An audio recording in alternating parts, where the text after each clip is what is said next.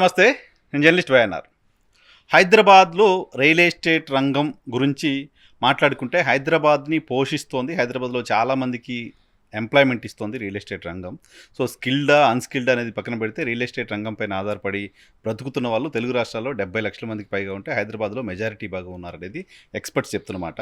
హైదరాబాద్ పరిస్థితి ఏంటి ఇప్పుడు? ఆంధ్రప్రదేశ్లో అమరావతి డెవలప్మెంట్కి సంబంధించిన వార్తలు వస్తున్నాయి. హైదరాబాద్ రియల్ ఎస్టేట్ రంగం ఎలా ఉంటుంది ఏంటి అనే ఆందోళన ఉంది. హైదరాబాద్లో రియల్ ఎస్టేట్లో చిన్న స్థాయిలో 5 లక్షల నుంచి 10 లక్షలు పెట్టుబడి పెట్టాలనుకునే వాళ్ళు కావచ్చు, చాలా పెద్ద ఎత్తున ఇన్వెస్ట్మెంట్స్ చేయాలనుకున్న వాళ్ళు కావచ్చు, ఏ జాగ్రత్తలు తీసుకోవాలి, ఎలా ముందుకెళ్ళాలి, రియల్ ఎస్టేట్లో పెట్టుబడులు పెట్టడానికి సంబంధించి ఆందోళన ఏంటి, వాళ్ళకున్న ఇబ్బందులు ఏంటి, వాటన్నిటికి సంబంధించి సీనియర్ రియల్ ఎస్టేట్కి సంబంధించిన అంశంపైన బాగా అనుభవం ఉన్న యనమల రాజు గారు ప్రస్తుతం మనతో పాటు జాయిన్ అవుతున్నారు. యనమల డెవలపర్స్ పేరుతో చాలా సలహాలు సూచనలు ఇస్తూ ఉంటారు. సో ఈరోజు ఆయన్ని పాడ్కాస్ట్కి తీసుకొచ్చాను. చాలా ఇష్యూస్ని ఆయనతో మాట్లాడి సమస్యలకు పరిష్కారాలు ఏంటో తెలుసుకుందాం. సార్ నమస్తే. నమస్తే అండి. ఏంటి హైదరాబాద్ రియల్ ఎస్టేట్ ఓకేనా, స్టేబుల్గా ఉందా? ఎగ్జాక్ట్లీ అండి, స్టేబుల్గా ఉందా? 100% స్టేబుల్గా ఉంది. మీరు బాగా అబ్జర్వ్ చేస్తే స్టేబుల్గా లేదని చెప్పేవాళ్ళు మహా అనుకుంటే అతి తక్కువ మంది ఉంటారు. నెగిటివ్ పీపుల్ అంటే జనరల్ కూడా జనాలకి ఏంటంటే మంచిని చూసే కంటే చెడుని చూడడానికి ఎక్కువ ఇష్టపడతారు. సో కొంతమంది అంటే అంతమంది అని చెప్పలేం కానీ కొంతమంది మీడియా సంస్థలు లేదా కొంతమంది పెట్టుబడిదారులు హైదరాబాద్ రియల్ ఎస్టేట్ డమాల్ అని చెప్తున్నారు. మీరు కానీ మేము కానీ ఇన్వెస్టర్ కానీ ఆలోచించాల్సింది ఏంటంటే ఎవరో చెప్పిన ఊహాజనితమైన వార్తలను నమ్మకుండా స్పెసిఫిక్గా గవర్నమెంట్కి సంబంధించిన ఏదైతే స్టాంప్ అండ్ రిజిస్ట్రేషన్ శాఖ ఏదో ఉందో ఆ స్టాంప్ అండ్ రిజిస్ట్రేషన్ శాఖలో గత ఏడాది కంటే కూడా ఈ ఏడాది రిజిస్ట్రేషన్ల సంఖ్య పెరిగిందా లేదా చూడండి. ఓకే, దాన్ని బేస్ చేసుకుంటే అర్థమైపోతుంది. అంతే కదా. ఇక్కడ మీరు మాట్లాడినా నేను మాట్లాడినా ఊహాజనితం. గవర్నమెంట్ అయితే తప్పు లెక్కలు చెప్పదు కదా. గవర్నమెంట్కి వచ్చే రిజిస్ట్రేషన్ రెవెన్యూ ఉంటుంది కదా. గత ఏడాది కంటే ఈ ఏడాది ఈ మంత్లో రిజిస్ట్రేషన్ వాల్యూ కానీ సంఖ్య కానీ ఎక్కువ ఉందా లేదా చూడండి. కానీ అట్లా కాదు, ఇప్పుడు పొలిటికల్ డెసిషన్స్ కూడా రియల్ ఎస్టేట్ పైన ఇంపాక్ట్ చూపిస్తాయి. ఎగ్జాక్ట్లీ. రేవంత్ రెడ్డి గారు సీఎం అయిన తర్వాత ఫార్మాసిటీ రద్దు చేస్తారంటూ ఒక స్టేట్మెంట్ ఇచ్చారు. అవును. దాంతో ఒక్కసారిగా చాలా పెద్ద ప్యానిక్ క్రియేట్ అయిపోయింది, రియల్ ఎస్టేట్ పడిపోయిందని చర్చ ఉంది. తర్వాత ఆయన ఫార్మా విలేజెస్ అన్నారు. అవును. ఫార్మా విలేజెస్ అనేది ఆ రోజు జరిగిన డ్యామేజ్ని కవర్ చేసిందా? దానికి సంబంధించిన ఇంపాక్ట్ ఏంటి? డెఫినెట్గా సరే, రేవంత్ రెడ్డి గారు గవర్నమెంట్ సర్కార్ ఏదైతే వచ్చిన తర్వాత సరే వాళ్ళ ప్రాధాన్యతలు పక్కన పెడితే తెలుసో తెలియకనో లేకపోతే వాళ్ళ విధానపరమైన నిర్ణయాలు లేకుంటే కన్ఫ్యూజ్ కానీ ఒక గందరగోళమైన పరిస్థితి అయితే క్రియేట్ అయింది. ఏంటి, కేసీఆర్ గారు ఏదైతే మెట్రో సెకండ్ లైన్ అని చెప్పేసి రాయదుర్గం టు ఎయిర్పోర్ట్ అన్నదాన్ని ఆపేశారు. లేదనుకుంటే ఫార్మాసిటీ ఏదైతే 19,500 ఎకరాలకు సంబంధించిన ఫార్మాసిటీ ఒకసారి రద్దు చేస్తున్నట్టు ఒకసారి చెప్పారు. లేదు రద్దు కాదు, ప్రాధాన్యత క్రమంలో కొంత తగ్గిస్తున్నామని ఒకసారి చెప్పారు. ఇంకోసారి 9 టౌన్షిప్ తీసుకొస్తున్నామని ఒకసారి చెప్పారు. ఇంకోసారి ఫార్మా విలేజ్లు అని చెప్తున్నారు. ఎంత గందరగోళమైన పరిస్థితి క్రియేట్ చేసినా లేదా కొంచెం ప్రాధాన్యత విషయంలో కొంచెం ఫస్ట్ ఫేజ్ సెకండ్ ఫేజ్ అనుకున్నా ఏది ఏమైనప్పటికీ కూడా హైదరాబాద్ రియల్ ఎస్టేట్ అనేది గందరగోళానికి గురి కాదు. మహా అనుకుంటే క్రయ విక్రయాల్లో కొంత స్తబ్దత ఏర్పడుతుంది. ఆ స్తబ్దత కూడా అంటే ఒక అడుగు వెనక్కేస్తే 2వ అడుగు కాదు, 3వ అడుగు కాదు, 4వ అడుగు కాదు, పెరగడానికే స్కోప్ వస్తుందని చరిత్ర చెప్పిందో అది వాస్తవం.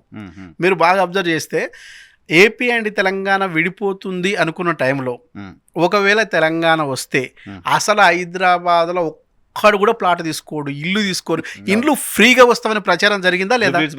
ఖాళీ అయిపోతుంది ప్రచారం. ఇంకా బోర్డులు కూడా ఎవరైనా టూలెట్ బోర్డు పెట్టినట్టు చూసారా, మొత్తం టూలెట్ బోర్డులో ఒక్కడు కూడా తీసుకోవట్లేదని చెప్పారు. మరి అదే నిజమైతే హైదరాబాద్లో రియల్ ఎస్టేట్ డమాల్ కావాలి కదా. అది డమాల్ కాకపోక డబల్, 3, 4, 5, 10 ర్యాపిడ్ గ్రోత్ వచ్చి మొత్తం ప్రపంచమే నివ్వెరబోయి హైదరాబాద్ రియల్ ఎస్టేట్ వైపు చూసిందా లేదా?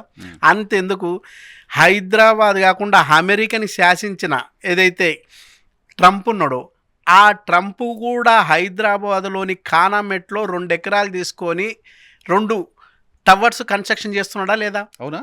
ఎస్. మీరు చూస్తే గూగుల్లో కూడా చూడండి, ట్రంప్ కాక ఇన్ కోకాపేట అని ఉందా లేదా చూడండి. అంతేందుకు ట్రంప్ కూతురు సంబంధించిన ఏవైతే ఇవాంకా ట్రంప్ వచ్చిందో ఇవాంకా ట్రంప్ కూడా షాద్నగర్ ఏరియాలో తీసుకుందా లేదా? ఓకే.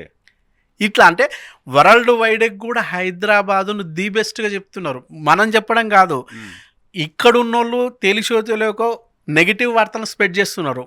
అక్కడ ఉన్న మెర్జర్ పత్రిక, అమెరికాకి సంబంధించిన మెర్జర్ పత్రిక, రియల్ ఎస్టేట్ మీద రీసెర్చ్ చేసే సెంటరు, వాళ్ళు కూడా మొత్తం ఇండియాలో ది బెస్ట్ నగరం ఏదన్నా ఉందంటే ఓన్లీ హైదరాబాద్ అని డిక్లేర్ చేశారు. ఓకే, బెంగళూరు కాదని, చెన్నై కాదని, అట్లాగే అహ్మదాబాద్ కాదని, ఢిల్లీ కాదని, పూణే కాదని, వాటన్నింటిని పక్కన పెట్టి కూడా హైదరాబాద్ను ది బెస్ట్ నగరంగా ప్రకటించారు. ఓకే, ఎట్లా మీకు లివింగ్ కాస్ట్లో చూసినా హైదరాబాద్ అంత చీప్ లివింగ్ కాస్ట్ ఇంకో దగ్గర ఉండదు. హైదరాబాద్లో జస్ట్ 6,000 రూపాయలతో కూడా హ్యాపీగా బతికేయచ్చు.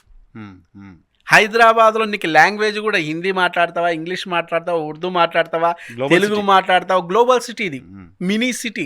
సో ఏ భాషనను నువ్వు మాట్లాడు, పొమ్మని చెప్పేది, రమ్మని ఆహ్వానించేది హైదరాబాద్. ఇంకా నీకు హైదరాబాద్లో ఏ లాంగ్వేజ్ రాకపోతే సైగలు చేసినా కూడా నేను హక్కునే చేసుకునే సిస్టమ్ హైదరాబాద్కు ఉంది. అదే నువ్వు చెన్నైలోనో ఇంకో దగ్గరికి వెళ్ళి హిందీ మాట్లాడుతుంటే కొట్టి పంపిస్తావు. సో మనం యాక్సెప్ట్ చేస్తాం. ఎగ్జాక్ట్లీ. అంతేకాకుండా నీకు స్థిరమైన గవర్నమెంట్ కూడా చాలా కాలంగా నీకు తెలంగాణలో ఉంది.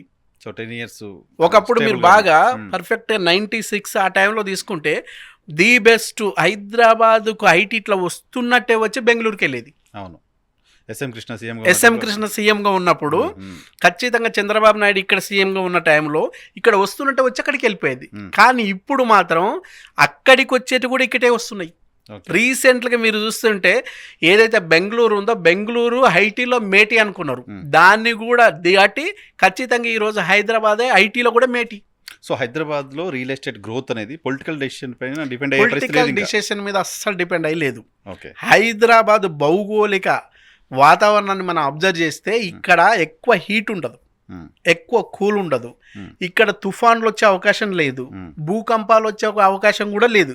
భూకంపాలు కూడా వచ్చే అవకాశం లేదు కాబట్టే ఇప్పుడు ఏదైతే మనం అనుకుంటున్న హైదరాబాద్ చుట్టూ ప్రాంతాల్లో ప్రధానంగా మనం తీసుకుంటే బెంగళూరు హైవే తీసుకుంటే మైక్రోసాఫ్ట్ డేటా సెంటర్ మేకగూడలో వచ్చింది, మైక్రోసాఫ్ట్ డేటా సెంటర్ ఎలికట్టలో వచ్చింది, మైక్రోసాఫ్ట్ డేటా సెంటర్ చందనవెల్లిలో వచ్చింది, అట్లాగే ఎయిర్టెల్ డేటా సెంటర్ వచ్చింది, అట్లాగే మనకు మిగతా చాలా చోట్ల కూడా ఇదే అమెజాన్ లాంటి డేటా సెంటర్లు కూడా ఈ రోజు వచ్చింది. డాటాకు కేంద్రంగా ఈ రోజు హైదరాబాద్ మారింది. సేఫెస్ట్ ప్లేస్ అంటే డేటా నీకు క్రాష్ అయ్యే అవకాశం లేదు కదా. నీకు భూకంపాలు లాంటిది వస్తే డేటా క్రాష్ అవుతుంది, భూకంపాలు వచ్చే అవకాశం లేదు. ఏదైనా డక్కన్ పీఠభూమి కావడం వల్ల ఈ అడ్వాంటేజ్ తో పాటు ఈవెన్ పెట్టుబడిదారులు కూడా ఇక్కడ మనకి ఎలాంటి పెట్టుబడి పెట్టాలంటే వాళ్ళకి భూమి కావాలా, ఆ భూమి కూడా చీఫ్ లేబర్ కావాలి, ఆ లేబర్ కూడా చాలా తక్కువకు దొరుకుతారు. అట్లాగే ఇక్కడ స్థిరమైన గవర్నమెంట్ ఉంది, ఇంతకు ముందు ఉన్నట్టు మహత్త ఘర్షణలు కూడా లేవు.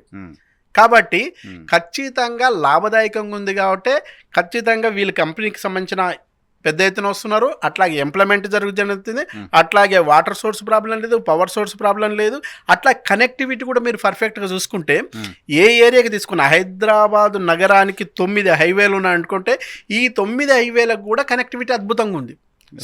ఏదైతే మీకు ఔటర్ రింగ్ రోడ్ ఉందో ఔటర్ రింగ్ రోడ్ కూడా అత్యంత అద్భుతం.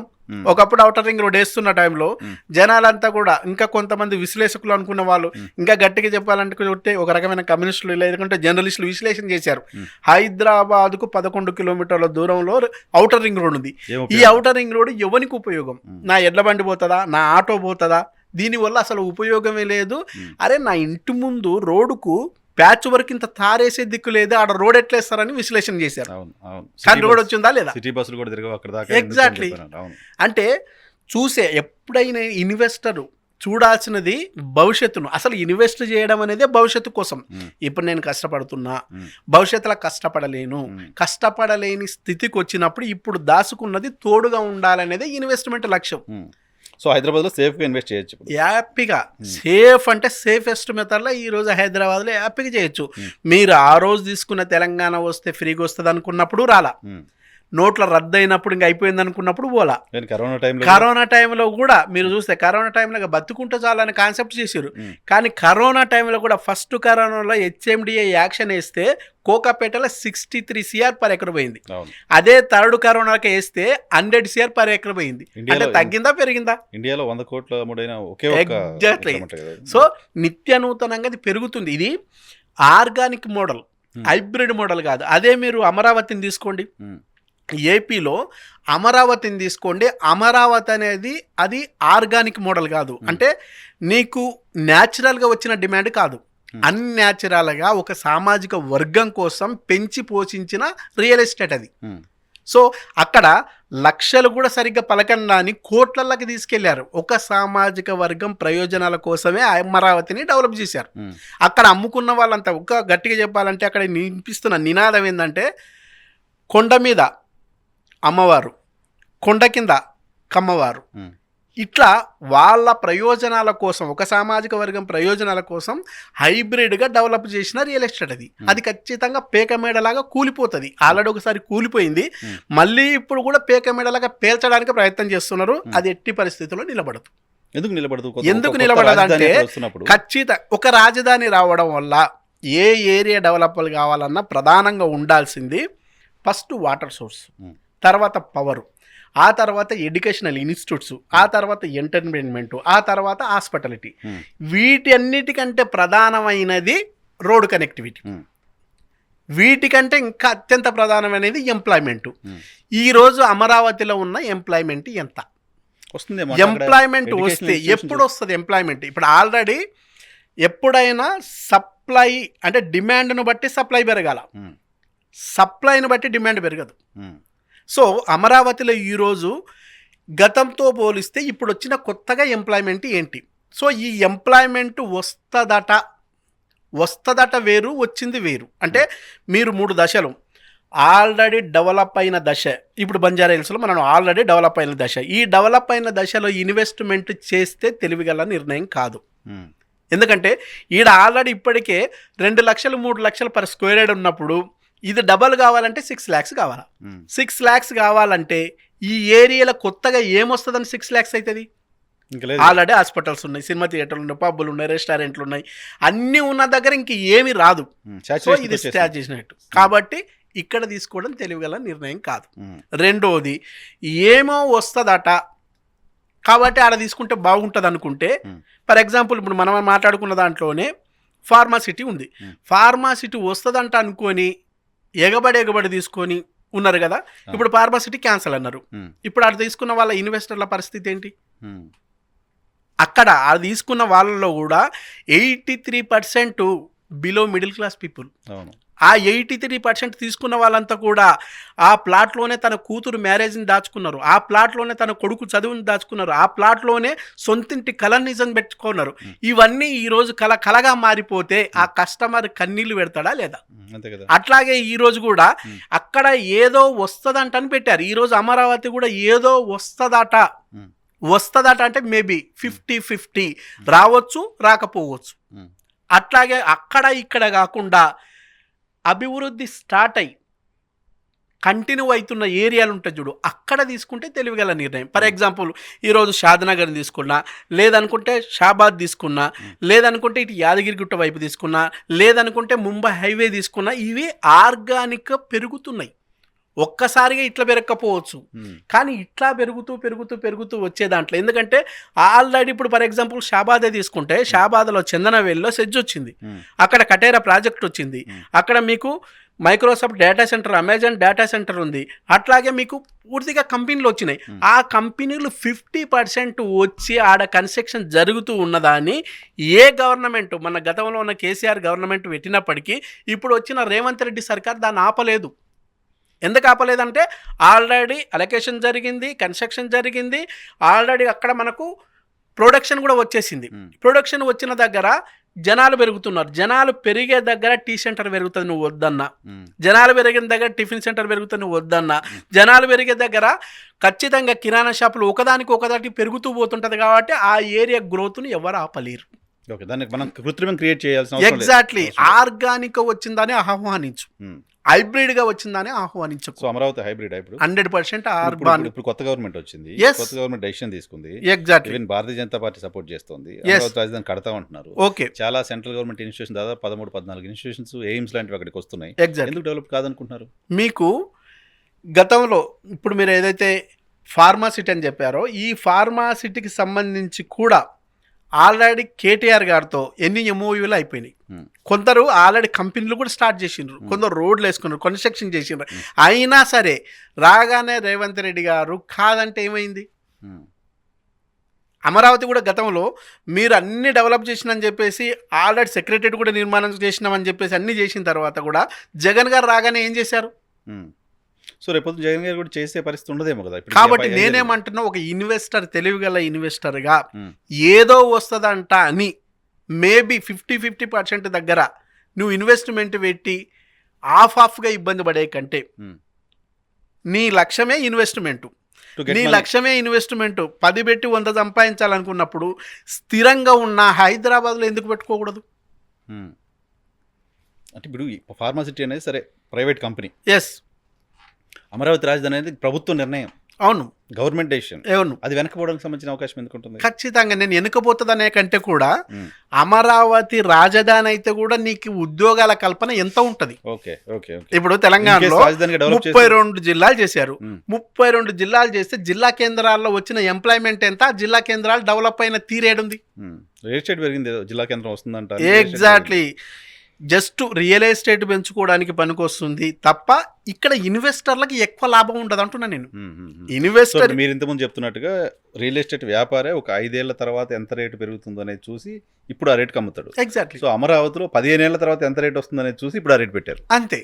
సో గ్రోత్ అవ్వాలంటే ఇంకా 10 years చాలా టైం రాజధాని ఉండి కంటిన్యూస్గా డెవలప్మెంట్ జరుగుతూ ఉంటుంది. ఎగ్జాక్ట్లీ. ఇంకొకటి కూడా ఏంటంటే అమరావతిలో ఇందాక అనుకున్నట్టు కొండ మీద అమ్మవారు, కొండ కింద కమ్మవారు అనే కాన్సెప్ట్ ఏదైతే ఉందో అది ఓన్లీ ఒక సామాజిక వర్గానికి సంబంధించి. అట్లా సామాజిక వర్గం అంటున్నారు, మిగతా కూడా ఉన్నారు కదా, ఎందుకు లేరు? అంటే అక్కడ ఏదైతే ఉందో కమ్మ సామాజిక వర్గం ఏదైతే ఉంటో హైదరాబాద్లో కూడా ఎట్లాగైతే చంద్రబాబు ఒక సామాజిక వర్గానికి కావు రీల్స్ కానీ మాదాపూర్ కానీ ఎట్లా డెవలప్ చేసి తర్వాత వీళ్ళెవ్వరు కూడా ఇక్కడ ఉన్నోళ్ళు కాదు, ఎకరాలు కొని రీఇన్వెస్ట్ చేసి అమ్మిపోయిన వాళ్ళు. సేమ్ అమరావతిలో కూడా వాళ్ళకున్న ఎకరాల భూమిని బిట్లుగా చేసి అమ్మిపోయే వాళ్ళ తప్ప వాళ్ళు ఇన్వెస్ట్ చేసేటోళ్ళు కాదు. Okay okay. సో నేను ఇన్వెస్టర్ పక్షాన నేను మాట్లాడుతున్నది ఏంటంటే, నేను అమరావతికి వ్యతిరేకం కాదు. తెలివైన ఇన్వెస్టర్ ఎవరైతే ఉన్నారో తెలిసో తెలియక పెడితే మీరు ఆశించినది వాస్తవం కాదంటున్నా. ఎప్పుడు వాస్తవం అవుతుందంటే అక్కడ ఎంప్లాయ్మెంట్ బాగా జనరేట్ అయ్యి దానికి అనుగుణంగా జనాలు పెరగాల. ఎప్పుడైనా ఒక కంపెనీ వస్తే ఆ కంపెనీ దగ్గర ఉద్యోగాలు వస్తే శాలరీ వస్తుంది, శాలరీ వస్తే కొనుగోలు శక్తి పెరుగుతుంది, కొనుగోలు శక్తి పెరిగితే ఇల్లు కడితే పిల్లలు ఉంటే schools, hospital, club, pub, resorts, shopping malls ఇట్లా పెరుగుతాయి. Link chain. ఎగ్జాక్ట్లీ. ఇట్లా పెరిగే సోర్స్ నీకు ఆడ ఉందంటే పెట్టు. నేను చెప్తుంది ఆ సోర్స్ అంతా ఉంది, అట్లా జనాలు పెరుగుతున్నారు, కంపెనీలు వచ్చినాయి, అందుట్లో మేము పెట్టిన ప్లాట్కు కూడా డిమాండ్ వచ్చే అవకాశం ఉందని నువ్వు కల్లారా చూస్తే పోయి పెట్టు. అట్లా కాకుండా సోషల్ మీడియాలో బాగా జరుగుతున్న ప్రచారం వలన, లేక ప్రింట్ మీడియా, ఎలక్ట్రానిక్ మీడియా జరుగుతున్న బాగా ప్రచారం వలన, లేకపోతే వాళ్ళ రియల్ ఎస్టేట్ వ్యాపారులు వాళ్ళ అవసరం కోసానికే హైబ్రిడ్గా బాగా ప్రాపగండ చేస్తే ఆ ప్రాపగండలో వాడి నువ్వు మోసపోవద్దని చెప్తున్నా నేను. సో చెక్ చేసుకోవాలి, ఇవన్నీ చెక్ చేసుకో. ఎందుకంటే నువ్వు ఖచ్చితంగా నేను చెప్తున్నా 83% పీపుల్ ఎవరైతే మిడిల్ క్లాస్ ఉన్నారో ఈ మిడిల్ క్లాస్ అంతా కూడా సాధ్యమైనంత వరకు కూడా ఆ ప్లాట్ను నమ్ముకునే కూతురు మ్యారేజ్ని డిజైన్ చేసుకుంటారు, ఆ ప్లాట్ను నమ్ముకునే కొడుకు హయ్యర్ స్టడీస్ ప్లాన్ చేసుకుంటారు. ఆ ప్లాట్ అంటే భవిష్యత్తు, వాళ్ళ భవిష్యత్తే అది. నీకు తెలిసో తెలియక ఆ భవిష్యత్తే అంధకారం అయితే ఆశ ఉండాలి, తప్పులేదు. అత్యాశకు పోవద్దు అంటున్నా నేను. అత్యాశకు పోయిన వాళ్ళే ఆగమవుతారు ఎక్కువ.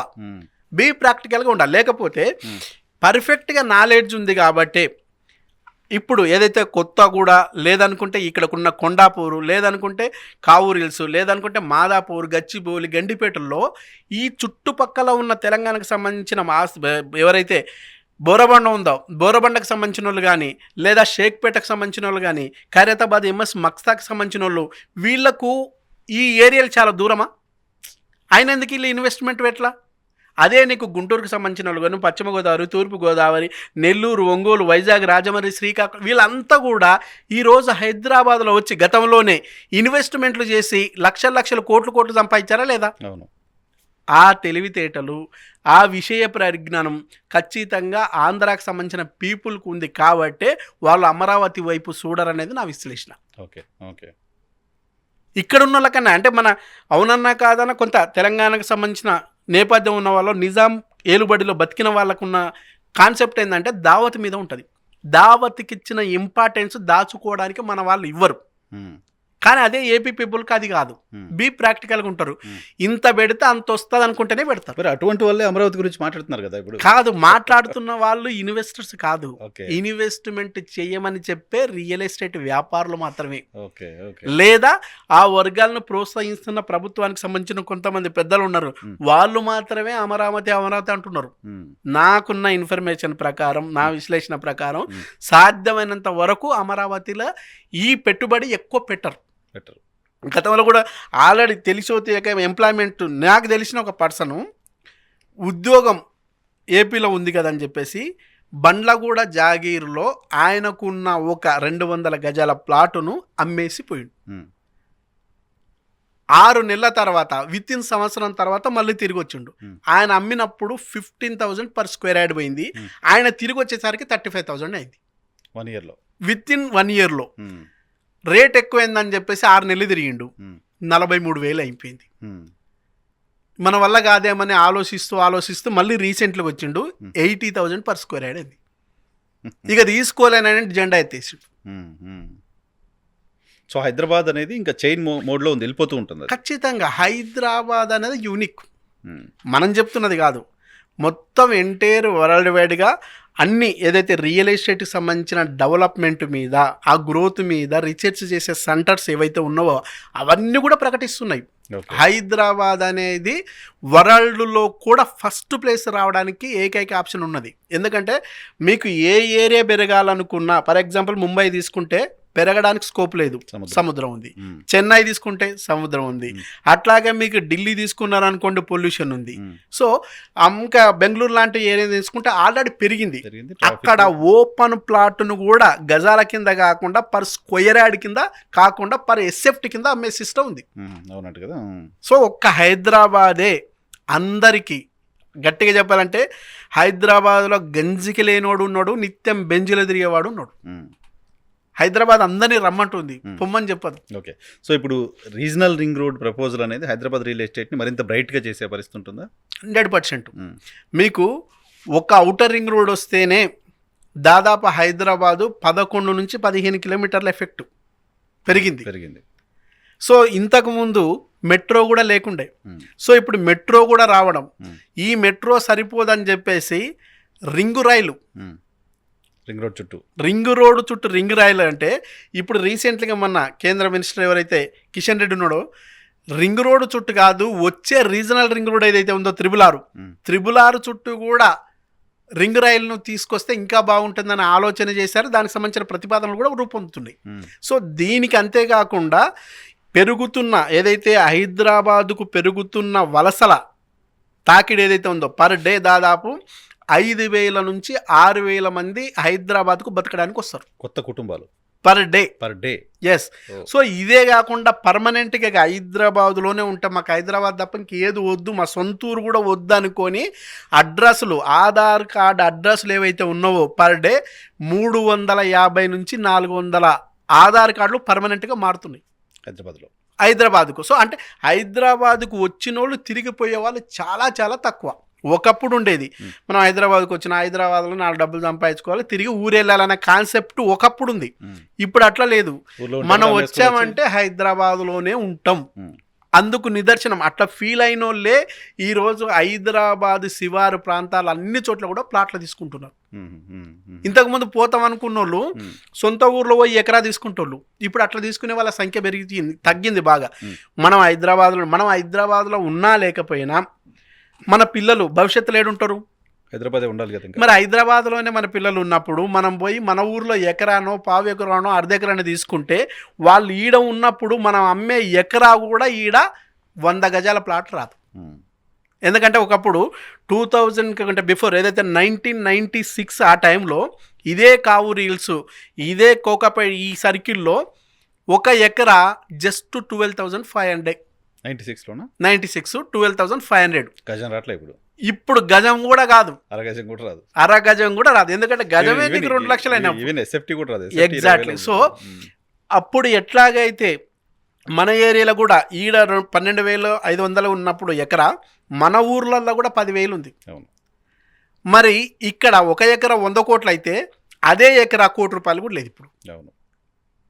ఇక్కడ ఎందుకు పెరుగుతుంది, అక్కడ ఎందుకు పెరగదంటే మన ఊర్లో హైటెక్ సిటీ రాదు, మన ఊర్లో ఔటర్ రింగ్ రోడ్ రాదు, మన ఊర్లో ఫ్లైఓవర్స్ రావు, మన ఊర్లో కంపెనీలు రావు, మన ఊర్లో ఇలాంటి డెవలప్మెంట్స్ అంతా రావు కాబట్టి ర్యాపిడ్గా గ్రోత్ ఉండదు. ఈడ ఇవన్నీ వస్తాయి కాబట్టి విపరీతమైన గ్రోత్ ఉంటుంది. అక్కడ ల్యాండ్ పైన ఓన్లీ అగ్రికల్చర్ ఇన్కమే కదా, అంతే కదా, కమర్షియల్ గా పెరుగుతూ ఉంటుంది కాబట్టి. ఎగ్జాక్ట్లీ. సో అందువల్ల అప్పుడు మన పిల్లలు హైదరాబాద్లోనే ఉండాలి కాబట్టి ఇప్పుడే తీసుకుంటే అప్పటికి ఉపయోగం. ఓకే. తెలియక కొంతమంది సోషల్ స్టేటస్ కోసం ఊర్లో ఎక్కడ తీసుకున్నాం అంటే గ్రేట్ అనుకుంటారు. జనాలు కూడా కొందరు ఉంటారు, ఎక్కడ తీసుకున్నావా అనగానే వీడు పొంగిపోతాడు. ఆ ఏదైతే వాళ్ళ మెప్పుకు ఈయన పోయి ఆడ తీసుకుంటే తర్వాత వాళ్ళ పిల్లలకు ముప్పు అవుతుంది.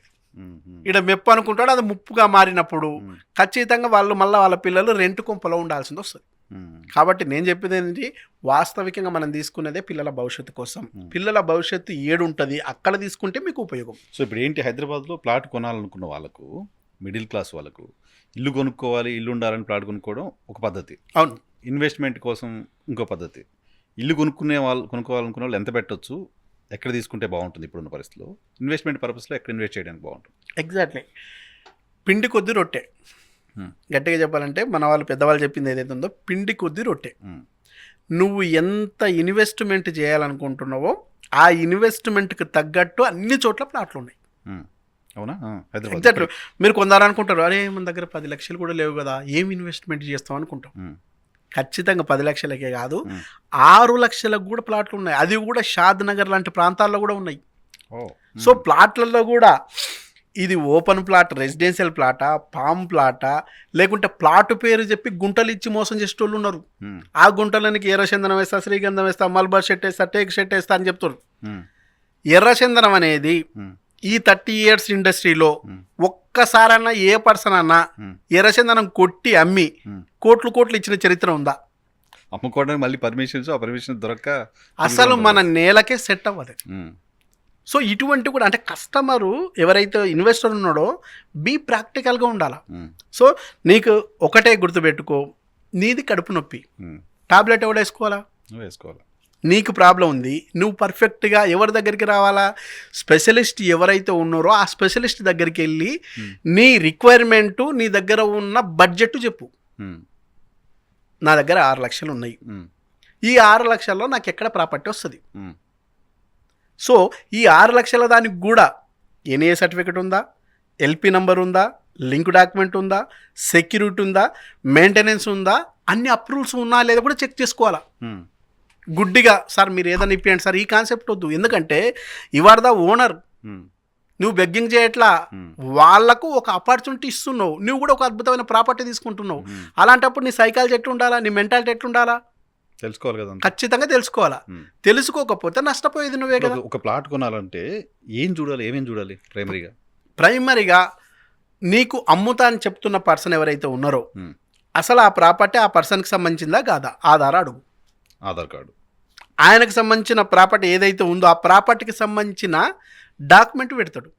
ఆ ఆధారు, అమ్ముతున్న పర్సన్కి సంబంధించిన ఆధారు, ఆ డాక్యుమెంట్లో ఉన్న నేము సేమా కాదా అది చెక్ చేసుకో. తర్వాత నీకు అమ్ముతున్న ప్రాపర్టీ కూడా అది జీపీ లేఅవుటా, డిటీసీపీ లేఅవుటా, హెచ్ఎండిఏ లేఅవుటా, మున్సిపాలిటీ లేఅవుటా, ఏ లేఅవుట్ అనేది చూసుకున్న తర్వాత కూడా దీనికి అప్రూవల్స్ ఉన్నాయో లేదో చెక్ చేసుకో. ఎలా? కంపల్సరీ నీకు అప్రూవల్స్ ఉండాలంటే డెఫినెట్గా దానికి ఎల్పి నంబర్ ఉంటుంది. ఆ ఎల్పి నంబరు ఆయన చెప్పేది కాదు, ఆ ఎల్పి నంబర్ నువ్వు డైరెక్ట్ గవర్నమెంట్ వెబ్సైట్లో చెక్ చేసుకోవచ్చు, ఎవరైనా చెక్ చేసుకోవచ్చు. సో అట్లా చెక్ చేసుకోవడానికి నీకు ఇంకా పర్ఫెక్ట్గా నాలెడ్జ్ లేదనుకుంటే ఈసీ చెక్ చేసుకో. డాక్యుమెంట్ నంబరు ప్లస్ ఇయరు తర్వాత ఎస్ఆర్ఓ ఏదైతే ఉందో అది చెక్ చేసుకుంటే ఆ ఈసీ కూడా తెలుస్తుంది. ఆ ఈసీలో మొత్తం లింక్ అంతా తెలుస్తుంది. ఇప్పుడు ప్రజెంట్ ఎవరు ఉన్నారో కూడా తెలుస్తుంది. ఆ ప్రజెంట్ దాంట్లో నీకు పేరు ఉందా, ఆయన పేరు ఉందా లేదా, అమ్ముతున్న పర్సన్ పేరు ఉందా లేదా చెక్ చేసుకో. ఇవన్నీ తర్వాత కూడా 2017కి బిఫోర్ అయితేనేమో రేరా అవసరం లేదు. 2017 తర్వాత వచ్చిన దానికైతే ప్రతిదానికి రేరా ఉంటుంది. ఆ రేరా నంబర్ కూడా ఉందా లేదా చెక్ చేసుకో. రేరా అప్లై చేసి నంబర్ వేసేసి అమ్మేస్తున్నారు కదా. అప్రూవల్ రాకముందే ఎగ్జాక్ట్ అప్లై చేసిన ఎస్ ఇవి మోసం. అంటే అది ఎట్లా తెలుస్తుంది మనకి? అది అప్లై చేసిన నెంబరా లేకపోతే పర్మనెంట్ ఎరా అప్రూవల్ ఇచ్చిందా లేదా అనేది ఎట్లా తెలుస్తుంది? డెఫినెట్గా మనకు ఆల్రెడీ ఏదైతే హెచ్ఎండిఏకి సంబంధించిన వెబ్సైట్ ఉందో, హెచ్ఎండిఏకి సంబంధించిన వెబ్సైట్లో నీకు రేరా నంబర్ ఉంటుంది. ఆ రేరాకి సంబంధించిన నంబర్ ఏదైతే ఎల్పి నంబర్ అని చెప్తున్నారో ఆ ఎల్పి నంబర్ ఎంటర్ చేస్తే రేరా అప్రూవ్డ్ అయిందా కాలేదా, పెండింగ్లో ఉందా, లేకుంటే ఇనిషియల్ దశలోనే ఉంది తెలిసిపోతుంది. అట్లా తెలిసిన తర్వాత ముందుకెళ్ళాలి. సో పూర్తిగా వచ్చే వరకు కొనకూడదు. అది సాధ్యమైనంత వరకల్లా ఆశావాద దృక్పథంతో ఉన్నోళ్ళు మోసపోరు, అత్యాశావాద దృక్పథంతో ఉన్నోళ్ళే మోసపోతారు ఎక్కువ. ఫర్ ఎగ్జాంపుల్ ఇప్పుడు చూడండి, ప్రీ లాంచ్. ఏంటి ప్రీ లాంచ్ కూడా? అవును, ఈ ప్రీ లాంచ్ కాన్సెప్ట్ ఏంటంటే దానికి ఎలాంటి అప్రూవల్స్ లేవు, వస్తాయట. ఓకే, యాక్చువల్గా అది వస్తాయట, కానీ చెప్పేటప్పుడు ఆల్రెడీ వచ్చేసినవి అనే కాన్ఫిడెన్స్ లెవెల్లో చెప్తారు. ఓకే. సో వీళ్ళు కూడా ఎవరైతే ఇన్వెస్టర్స్ ఉన్నారో ఈ ఇన్వెస్టర్స్ కూడా ఏం ఫీల్ అవుతారో, అరే ఇంత పెద్ద కంపెనీ, హంగు హార్బాటాలు చూసే సాఫ్ట్వేర్కి సంబంధించి పెద్ద కంపెనీ ఈ రేంజ్లో ఉన్నది ఎందుకు మోసం చేస్తుంది, నన్ను ఒక్కనే మోసం చేస్తుందా? కాబట్టి ఇప్పుడు తీసుకుంటే తక్కువ రేటుకు వస్తుంది, రేపు అప్రూవల్స్ అన్నీ వచ్చిన తర్వాత తీసుకుంటే ఎక్కువ రేట్ అవుతుంది. మనం ఇప్పుడు తీసుకుంటే అప్పుడు లాభం పొందుతా కదా, అంటే అప్రూవల్స్ రాగానే మన రేట్ ఇంత పెరిగింది కాబట్టి మనకి హ్యాపీ కదా. ఇంకా వీలైతే కొంతమంది సాఫ్ట్వేర్ లాంటి పీపుల్, అత్యాశ పీపుల్ ఎట్టుంటారంటే ఇప్పుడు మనకు పర్ ఎస్ఎఫ్టీ 3,000, రేపు అప్రూవల్స్ వచ్చి మనకి హ్యాండ్ ఓవర్ చేసే టైంకు 8,000 పర్ ఎస్ఎఫ్టీ, అంటే పర్ ఎస్ఎఫ్టీ మీద 5,000 లాభం అనుకొని అప్పులు చేసి క్రెడిట్ కార్డులు గీకి, ఇంకా వీలైతే సిట్టీలు వేస్తే సిట్టీలు తీసుకొని సిప్లో పెడితే సిప్ ఓపెన్ చేసి, లేదా ఎఫ్డీలు ఉంటే ఎఫ్డీలు అన్నీ తీసుకొచ్చి ఇంకా వీలైతే కొంత అప్పు చేసి కూడా తీసుకున్న వాళ్ళు ఉన్నారు. అట్లా తీసుకున్న వాళ్ళనే సాహితీ అనే కంపెనీ 1,800 కోట్లు మోసం చేసింది. సాహితీ infra exactly TTD board member కూడా ఆయన. వాళ్ళు ఏంటి యాక్చువల్గా మేము ఇక్కడ గేటెడ్ కమ్యూనిటీలో టవర్స్, అపార్ట్మెంట్స్ కంటే ఇంకా హై వాల్యూ టవర్స్ కడుతున్నాం. సో ఈ టవర్స్లో మీరు ఇప్పుడు ఇనిషియల్ దశలో తీసుకుంటే జస్ట్ చాలా తక్కువ పర్ ఎసెప్ట్కి ఇస్తాం. మీకు హ్యాండ్ ఓవర్ చేసే టైంకి అది 2 3 పెరుగుతుంది. దానివల్ల మీకు లాభాలు ఉంటాయి. కాబట్టి మీరు మా దగ్గర ఇన్వెస్ట్ చేయంటే నమ్మి 100 కోట్లు ఇన్వెస్ట్ చేసిన వాళ్ళు చాలామంది ఉన్నారు. అక్కడ ఒరిజినల్గా వాళ్ళు చెప్పిన ఏదైతే ఓ 20 ఎకరాలో 30 ఎకరాలు ఉందంటే వాళ్ళ దగ్గర ఉన్నది, వాళ్ళు రైతు దగ్గర తీసుకున్నది ఓన్లీ 2-3 ఎకరాలు మాత్రమే వాళ్ళ ఒరిజినల్. మిగతాదంతా ఫ్యూచర్ ఎక్స్టెన్షన్. ఆ ఫ్యూచర్ ఎక్స్టెన్షన్లో ఈ ఫ్లోర్స్ వస్తుంది. ఈ ఫ్లోర్లో నార్త్ ఈస్ట్ బిట్టు 17th ఫ్లోర్లో అద్భుతంగా ఉందంటే కూడా తీసుకున్న మహాత్ములు ఉన్నారు. అసలు భూమి నీది కాదనుకుంటే భూమి మీద లేని ఆకాశంలో ఉన్న ప్లాటుకు కూడా కొనుక్కున్నంత పుణ్యాత్ములు మన దగ్గర ఉన్నారు. చదువుకున్న వాళ్ళే. ఈడ మోసపోయే వాళ్ళంతా కూడా మేజర్గా చదువుకున్న వాళ్ళే. చదువు రాని వాళ్ళన్నా కూడా ఇంకోని పిలిచి, అయ్యా ఈ డాక్యుమెంట్ ఉందా లేదా చూడు, ఇది కరెక్ట్ ఉందా లేదా చూడు అని 1-4 చెప్పుకొని వాళ్ళన్నా బాగుపడతారు. కానీ ఈ ఆఫ్ ఏదైతే ఇప్పుడు మీకు సంబంధించిన రంగంలో మీరు తోపు, నేను కాదన్నాను. ఫర్ ఎగ్జాంపుల్ మొన్న జూనియర్ ఎన్టీఆర్ ఒక ఆమె దగ్గర తీసుకుంటే ఆమె అదే ప్రాపర్టీని బ్యాంకులో పెట్టి 4 బ్యాంకులు 5 బ్యాంకులు అప్పు తెచ్చి ఒక బ్యాంకులో మాత్రమే అప్పు ఉంది, అది కూడా చెన్నై బ్యాంకులో ఉంది, అదొక్కటి నువ్వు కడితే చాలని చెప్తే నిజం అనుకుని ఆయన పోయి రిజిస్ట్రేషన్ చేసుకున్నాడు. ఈ బ్యాంకులు ఏవైతే ఉన్నాయో ఈ బ్యాంకులన్నా ఆయనకు నోటీసులు ఇచ్చినాయా లేదా, హైకోర్టులో ఇప్పుడు కేసు నడుస్తుందా లేదా. అట్లాగే జగపతి బాబు ఉన్నారు, జగపతి బాబు కూడా మోసపోయిందా లేదా. అట్లాగే చంద్రమోహన్ ఉన్నాడు, చంద్రమోహన్ గారు కూడా అల్వాల్లో మోసపోయి ఎంతో మనం ఆవేదనకు గురైందా లేదా. వీళ్ళ రంగంలో, సినిమా రంగంలో వీళ్ళు తోపులే, కానీ రియల్ ఎస్టేట్ రంగంలో జీరోలు. మనమేమంటున్నాం, మీకు సంబంధించిన ఐటీలో మీరు తోపు కాదనం, మీకు సంబంధించిన ఏదైతే లెక్చరర్ ఉంటుందో దాంట్లో మీరు ఓకే, కానీ ఇక్కడ మీరు జీరో నుంచి స్టార్ట్ చేయాలి కదా. ఎప్పుడైనా పెట్రోల్ బంక్కి వెళ్ళిండ్రు, పెట్రోల్ బంక్కి వెళ్ళినప్పుడు బండి పెట్రోల్ పోసేటప్పుడు జీరో నుంచి స్టార్ట్ అవుతుందా, మిడిల్ నుంచి స్టార్ట్ అవుతుందా? జీరో నుంచి అవ్వాలి. ఈడ కూడా రియల్ ఎస్టేట్లో కూడా మీరు జీరోనే అనే విషయం గుర్తు పెట్టుకుంటే డౌట్లు వస్తాయి. ఆ డౌట్లు వచ్చినప్పుడు మీకు ఎవరైతే చెప్తున్న పర్సన్ ఆ పర్సన్ దగ్గర 4 విషయాలు ఎక్కువ కనుక్కుంటారు. దాన్ని ఒక విశ్లేషణ చేసుకొని ఇది కరెక్ట్ అని ఒక నిర్ణయానికి రావడానికి ఉంటుంది. కానీ బ్లైండ్గా కొంతమంది నమ్మేసి పలానా వాళ్ళు చెప్పారులే కొనేద్దాం, ఇది ఎక్కువ ఉంటుంది కదా రియల్ ఎస్టేట్లో. ఎగ్జాక్ట్ చేసి ఉంటుంది. ఇప్పుడు నాకు యనమల రాదన్నా నాకు తెలుసు, రాదన్న ఎక్కడ కొనాలి చెప్పు పలానా దగ్గర కొనేస్తాం కదా, అది ఉన్నాయా లేదా చెక్ చేసుకునే పరిస్థితి ఉండదు. ఎగ్జాక్ట్ అట్లా ఎవరో చెప్పిన దాని మీద మోసపోతూ ఉంటారు. జూనియర్ ఎన్టీఆర్ అయినా జగత్ బాబు అయినా ఇంకెవరైనా. ఒక్కటి బాగా మీరు గుర్తుపెట్టుకోవాల్సింది ఏంటంటే ఎమోషనల్ ఫీల్ కాకండి. కడుపు నొప్పి నీదైనప్పుడు టాబ్లెట్ నువ్వు వేసుకోవాలా. అట్లాగే ఈరోజు యనమల రాజన్న కానీ ఇంకొక ఆయన కానీ ఒక పర్సన్ ప్లాట్ తీసుకుంటుంటే సంతోషపడేదానికంటే కూడా కడుపు మంటనే ఎక్కువ ఉంటుంది. నరసింహారావు బాగుపడాలా, కానీ నాకంటే ఎక్కువ బాగుపడొద్దు, నా తర్వాతనే ఉండాలా. ఈరోజు చాలామంది ప్లాట్ తీసుకునేటప్పుడు కూడా ఫ్యామిలీ మెంబర్ని కాకుండా ఫ్రెండ్ని పట్టుకొని వస్తారు. ఆ ఫ్రెండ్ ఎట్టుంటాడు, ఇప్పుడు ఈయన ప్లాట్ తీసుకుంటే ఇంటికి వెళ్తాం, ఇంటికి వెళ్ళిన తర్వాత ఆయన వైఫ్ని ఎట్లా తిడుతుంది, చూసినవా గపాలను సుబ్బారావు ప్లాట్ తీసుకున్నాడు నీకేమైంది, నీ బతుకు చేయడానికి తిడుతుంది. అట్లా తిట్టించుకునే కంటే నేను ప్లాట్ తీసుకోకపోయినా పర్లేదు, ఈయన ప్లాట్ తీసుకోకుండా ఆపితే అయిపోతుంది కదా, ఇట్లా అనుకునే వాళ్ళే ఎక్కువ. పిల్లిని సంకన పెట్టుకుని పోతుంటారు చూడు, అది నిజమో కాదు కానీ ఫ్రెండ్ను సంకన పెట్టుకోని మాత్రం వెంచర్కి వెళ్ళకండి. సో ఎవరికాడు ఓన్గా సెట్ చేసుకోవాలి. ఎగ్జాక్ట్లీ. ఎందుకైనా భూమికైనా వైఫ్కైనా సొంత నిర్ణయం ఉండాలి తప్ప పక్కోడి నిర్ణయం ఉండకూడదు. పృథ్వీరాజు పెళ్లి సినిమాకి సంబంధించిన ఏదైతే క్యారెక్టర్ చేసిందో ఆ పృథ్వీరాజు గారు ఈ ఎయిర్పోర్ట్ ఏదైతే ఉందో ఆ ఎయిర్పోర్ట్ దగ్గర ఒక 10 lakhsకు 100 ఎకరాలు ఎయిర్పోర్ట్ రాకముందు వస్తుంది అని చెప్తే తీసుకోవడానికి వెళ్ళిపోయాడు. వెళ్తూ ఓ ఫ్రెండ్ని పట్టుకొని పోయిండు, డ్రైవర్ని తీసుకొని పోయిండు. వాళ్ళు చూసుకుంటూ బాగుంది ఓకే మంచి ప్లాన్ చేసుకుందాం అని ఈయన అనుకుంటే వాళ్ళు పక్కకి తీసుకెళ్ళి ఏముంది అంతా అడవిలాగుంది, ఈడ దీంట్లో స్టోన్ ఉంటుంది ఎక్కడ పడితే ఎక్కడ, దీన్ని క్లీన్ చేయించడమే కాదు దీన్ని బౌండరీ వేయడానికి కూడా 10 లక్షలకు పైగా అవుతుంది, ఇది అవసరమా నువ్వు తీసుకోవద్దు రేపు చెప్తా అని చెప్పేసి తీసుకొని ఇలా ఆ 10 లక్షలు ఏమైపోయినావో ఇప్పుడు ఆయన 1000 కోట్లకు పైగా నష్టపోయింది. అంతే కదా.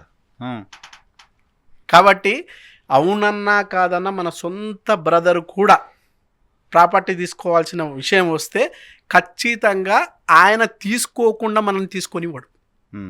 ఆయన తీసుకుంటే నువ్వు కూడా తీసుకో, ఈక్వల్ అవుతాం.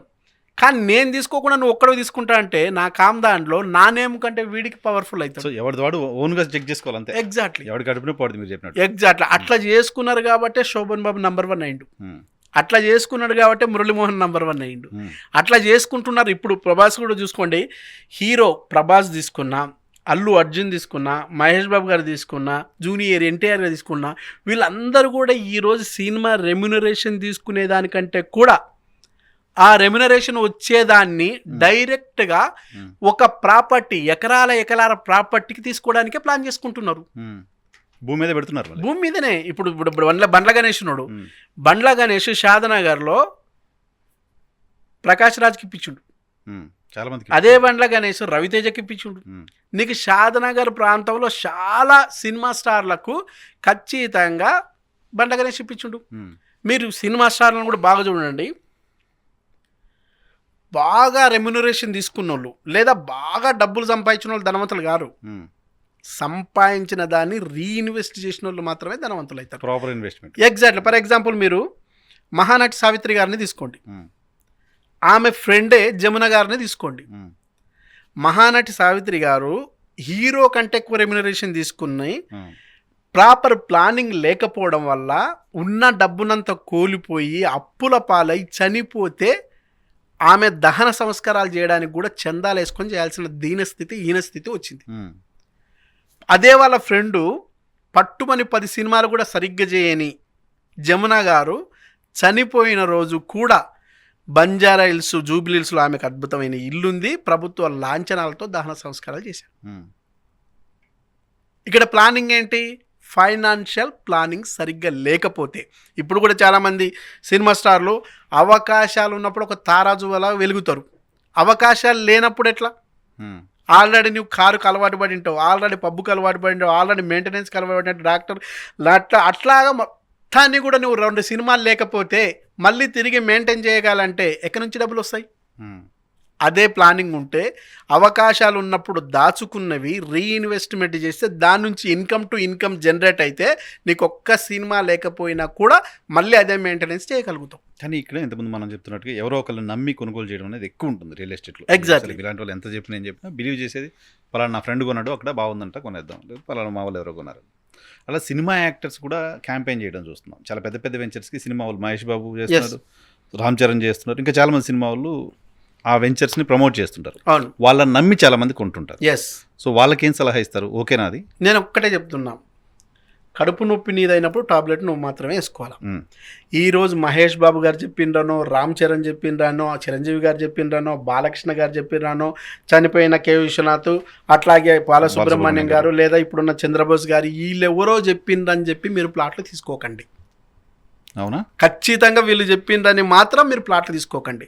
ఎందుకంటే నాకు వచ్చిన చాలా కేసుల్లో మహేష్ బాబు గారు ఒక కంపెనీకి అడ్వర్టైజ్మెంట్ ఇస్తే ఆ కంపెనీని చూడకుండా ఓన్లీ మహేష్ బాబు గారి ఫ్యామిలీ మొత్తం ఇచ్చిన అడ్వర్టైజ్మెంట్ పేపర్ను చూసి ఒక యుఎస్ఏలో మామూలుగా ఎన్ఆర్ఐగా ఉన్న ఒక పర్సన్ దాదాపు 36 lakhs డైరెక్ట్ ఆన్లైన్ చేసిండు. ఆ వెంచర్ చూడలా, ఈయన చెప్పిండు బ్రహ్మాండంగా ఉంటుంది, ఈయన ఫ్యామిలీ ఎట్లయితే ఆనందంగా ఉందో నా ఫ్యామిలీ కూడా భవిష్యత్తులో అంత ఆనందంగా ఉంటుంది అని తీసుకున్నాడు. తీరా ఆ ఏదైతే కంపెనీ ఉందో ఆ కంపెనీది వెంచర్ కాదు, ఆ కంపెనీకి సంబంధించిన ల్యాండ్ కూడా కాదు, ల్యాండ్ రైతుది. ఆ కంపెనీని డెవలపర్ చేసింది డెవలపర్ వేరు, ఈయన ఓన్లీ మార్కెటింగ్ పర్సన్. ఈ మార్కెటింగ్ పర్సన్కి సంబంధించిన కంపెనీకి అతను డబ్బులు కట్టిండు.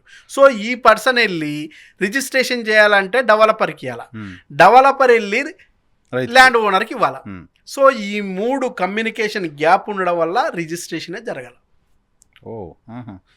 ఆయన ఖండాంతరాలు తిరిగి హైదరాబాద్ని కాదనుకొని, కన్నవారిని కాదనుకొని, ఉన్న ఊరిని కాదనుకొని, జిల్లాలు, రాష్ట్రాలు, దేశాలు దాటి అమెరికాకు పోయి సంపాదించిన డబ్బులన్నీ ఇప్పుడు ఎవరికి ఇచ్చాడు? బ్రాండ్ మహేష్ బాబు అనే బ్రాండ్ పేరు మీద. కానీ ఈరోజు మహేష్ బాబు ఆయన ద్వారా వచ్చి ఒక్కసారి కమిట్ అయితే నా మాట నేనే నీకు ఏదైనా మేలు చేస్తా అని చెప్పేసి ఈరోజు మహేష్ బాబు హామీ ఇవ్వగలుగుతాడా? కంటి చూపుతో సెటిల్ చేస్తానే బాలకృష్ణ హామీ ఇస్తాడా? లేకపోతే నేనున్నా నీకెందుకు అని చెప్పేసి చిరంజీవి అండగా నిలబడతాడా? వీళ్ళెవ్వరు అండగా నిలబడరు. ఎందుకంటే వీళ్ళు జస్ట్ యాక్ట్ చేసే వాళ్ళు మాత్రమే, దీనికి సంబంధించిన వాళ్ళు కాదు. దీనికి సంబంధించిన నాలెడ్జ్ కూడా వీళ్ళకి సాధ్యమైనంత వరకు ఉండదు. ఎందుకంటే వాళ్ళే మోసపోతున్నారు కదా, జూనియర్ ఎన్టీఆర్ మోసపోయారు, అట్లాగే జగపతి గారు, చంద్రమోహన్ మోసపోయారు, ఇంకా వెలుగులోకి రాని వాళ్ళు ఎందరో ఉన్నారు. వాళ్ళ రంగంలో మాత్రమే హీరోలు తప్ప రియల్ ఎస్టేట్లో వీళ్ళు జీరోలు అనే విషయాన్ని మీరు గుర్తుపెట్టుకోవాలి. సో ఆ బ్రాండ్ ఎవరైతే ప్రమోట్ చేస్తున్నారో వాళ్ళని బిలీవ్ చేసి కాదు, ల్యాండ్ చూసి, ల్యాండ్ డాక్యుమెంట్స్ చూసి. ఎగ్జాక్ట్లీ. మీకు ఇంకా ఎవరైనా ఏజెంట్ల లాంటి వాళ్ళు కూడా వచ్చి చెప్తే కూడా ఏజెంట్ల దగ్గర మీరు ఇన్ఫర్మేషన్ మాత్రమే తీసుకోండి. ఏజెంట్ల దగ్గర మీరు ఇన్ఫర్మేషన్ మాత్రమే తీసుకోవాలి, కానీ నిర్ణయం అనే విఘ్నత మాత్రం మీకు మాత్రమే ఉండాలి. ఎందుకంటే ప్రాబ్లం మీది. రేపు ఏదైనా జరగరాంది జరిగితే మీరు మోసపోయినా లాభపడ్డా మీదే బాధ్యత. కాబట్టి అటువంటప్పుడు మీరు డబ్బులు కట్టేటప్పుడు వాళ్ళని నమ్మడం ఎందుకు? నీకు కావాల్సింది ఇన్ఫర్మేషన్ కావాలా. ఇన్ఫర్మేషన్లో ఏం కావాలా? ప్రధానంగా నీకు కావాల్సింది ఏ ప్రాపర్టీకైనా పర్ఫెక్ట్గా లింక్ డాక్యుమెంట్ ఉండాలా. లింక్ డాక్యుమెంట్ ఉండాలా, ఎన్ఏ సర్టిఫికేట్ ఉండాలా, ఎల్పి నెంబర్ ఉండాలా, సెక్యూరిటీ ఉండాలా, మెయింటెనెన్స్ ఉండాలా, అప్రూవల్స్ ఉండాలా. ఇవన్నీ పర్ఫెక్ట్గా ఉన్నాయని చెప్పడానికి గవర్నమెంట్ చెప్పిన రేరా ఉండాలా. ఇవి ఉంటే ఓకే. రెరా ఉందంటే అన్నీ ఉన్నట్టే. ఎగ్జాక్ట్లీ. కాబట్టి ఇవి చూసుకొని మీరు ప్రాపర్టీ తీసుకుంటే లాభపడతారు, ఏది డాక్యుమెంట్ పరంగా. తర్వాత నువ్వు తీసుకున్న ప్రాపర్టీకి కూడా మీకు నాలెడ్జ్ ఎట్టుండాలా, నువ్వు దేనికోసం తీసుకుంటున్నావు. నువ్వు ఒక 50 lakhs ఉంది నీ దగ్గర, 50 lakhs ఇన్వెస్ట్ చేద్దాం అనుకుంటున్నావు. 50 lakhs ఇన్వెస్ట్మెంట్ చేసేటప్పుడు నువ్వు ఎక్కడికో వెళ్ళి హైవేకు 15 కిలోమీటర్లు 10 కిలోమీటర్లు వెళ్ళి ఒక 600 గజాలు 700 గజాలు తీసుకునే కంటే కూడా ఇదే 50 lakhsకు హైవేకు దగ్గర వస్తుంది. హైవేకు నువ్వు 200 acres తీసుకో. వితిన్ 2 yearsలో, వితిన్ 3 yearsలో అమ్మితే కనీసం 20 నుంచి 30% పెరిగే ఛాయిస్ ఉంది. మళ్ళీ దాన్ని తీసుకున్న తర్వాత మళ్ళీ ఇంకో దగ్గర ఇన్వెస్ట్ చేయి. ఎప్పుడైనా ఇన్వెస్ట్మెంటు అంటే ల్యాండ్ చేతులు మారే కొద్దీ నీకు రేటు పెరుగుతుంది. అదే నీకు ఏదన్నా ప్రాపర్టీ ఫర్ ఎగ్జాంపుల్ నీకు కారు ఉందనుకో, 4 చేతులు 5 చేతులు మారిన తర్వాత దాన్ని ఎవడు కొనడు. కానీ ఇది ఎన్ని చేతులు మారితే అంత నిత్యనూతనంగా మారుతుంది. కాబట్టి నీకు లాభమే తప్ప నష్టం లేదు. ఇంకోటి చాలామంది ఇప్పుడు సరే కొత్త వెంచర్స్ ప్లాట్లు అమ్మడాలు ఓకే, వెంచర్స్లో ప్లాట్లు కొన్న వాళ్ళు రీసేల్ లేక చాలామంది ఇబ్బంది పడుతుంటారు. రీసేల్ ఎలా చేయాలో తెలియక ఇబ్బంది పడుతుంటారు. ఎక్కడో కొంటారు బాగుంది బ్రైట్గా అదే చెప్పారని, ఆ తర్వాత దాన్ని అమ్మాలంటే ఎవరిని అప్రోచ్ అవ్వాలి, ఎక్కడికి పోవాలి, ఏంటి తెలియక ఇబ్బంది పడతారు. వాళ్ళు ఎలా ఏం చేయాలి? ఇప్పుడు మన 2 రాష్ట్రాల్లో ఏపీ అండ్ తెలంగాణ తీసుకుంటే దాదాపు 1400 కంపెనీలకు పైగా ఉన్నాయి రియల్ ఎస్టేట్ కంపెనీలు. సో ఈ 1400లకు పైగా ఉన్న రియల్ ఎస్టేట్ కంపెనీలు అన్నీ కూడా కస్టమర్కు ప్లాట్ కొనిపించడం మీద మాత్రమే ఫోకస్. రేపు వాళ్ళకు అవసరం ఉంది అమ్మిపించమని వస్తే ఈ అన్ని కంపెనీలు కూడా మొహం చాటేస్తున్నాయి. అదే కదా. సో ఈ క్రమంలోనే మేముగా యనమల డెవలపర్స్గా వాళ్ళంతా కొనిపించే దాంట్లో ఉంటే అవసరం ఉందని అమ్మడానికి సిద్ధమైన వాళ్లకు మేము అండగా నిలబడుతున్నాం.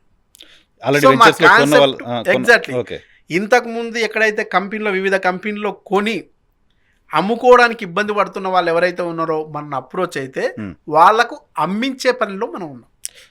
సో కొనిపించడమే కాదు అమ్మిపించడం కూడా మా బాధ్యత అని చెప్పేసి మేము ఫీల్ అవుతున్నాం.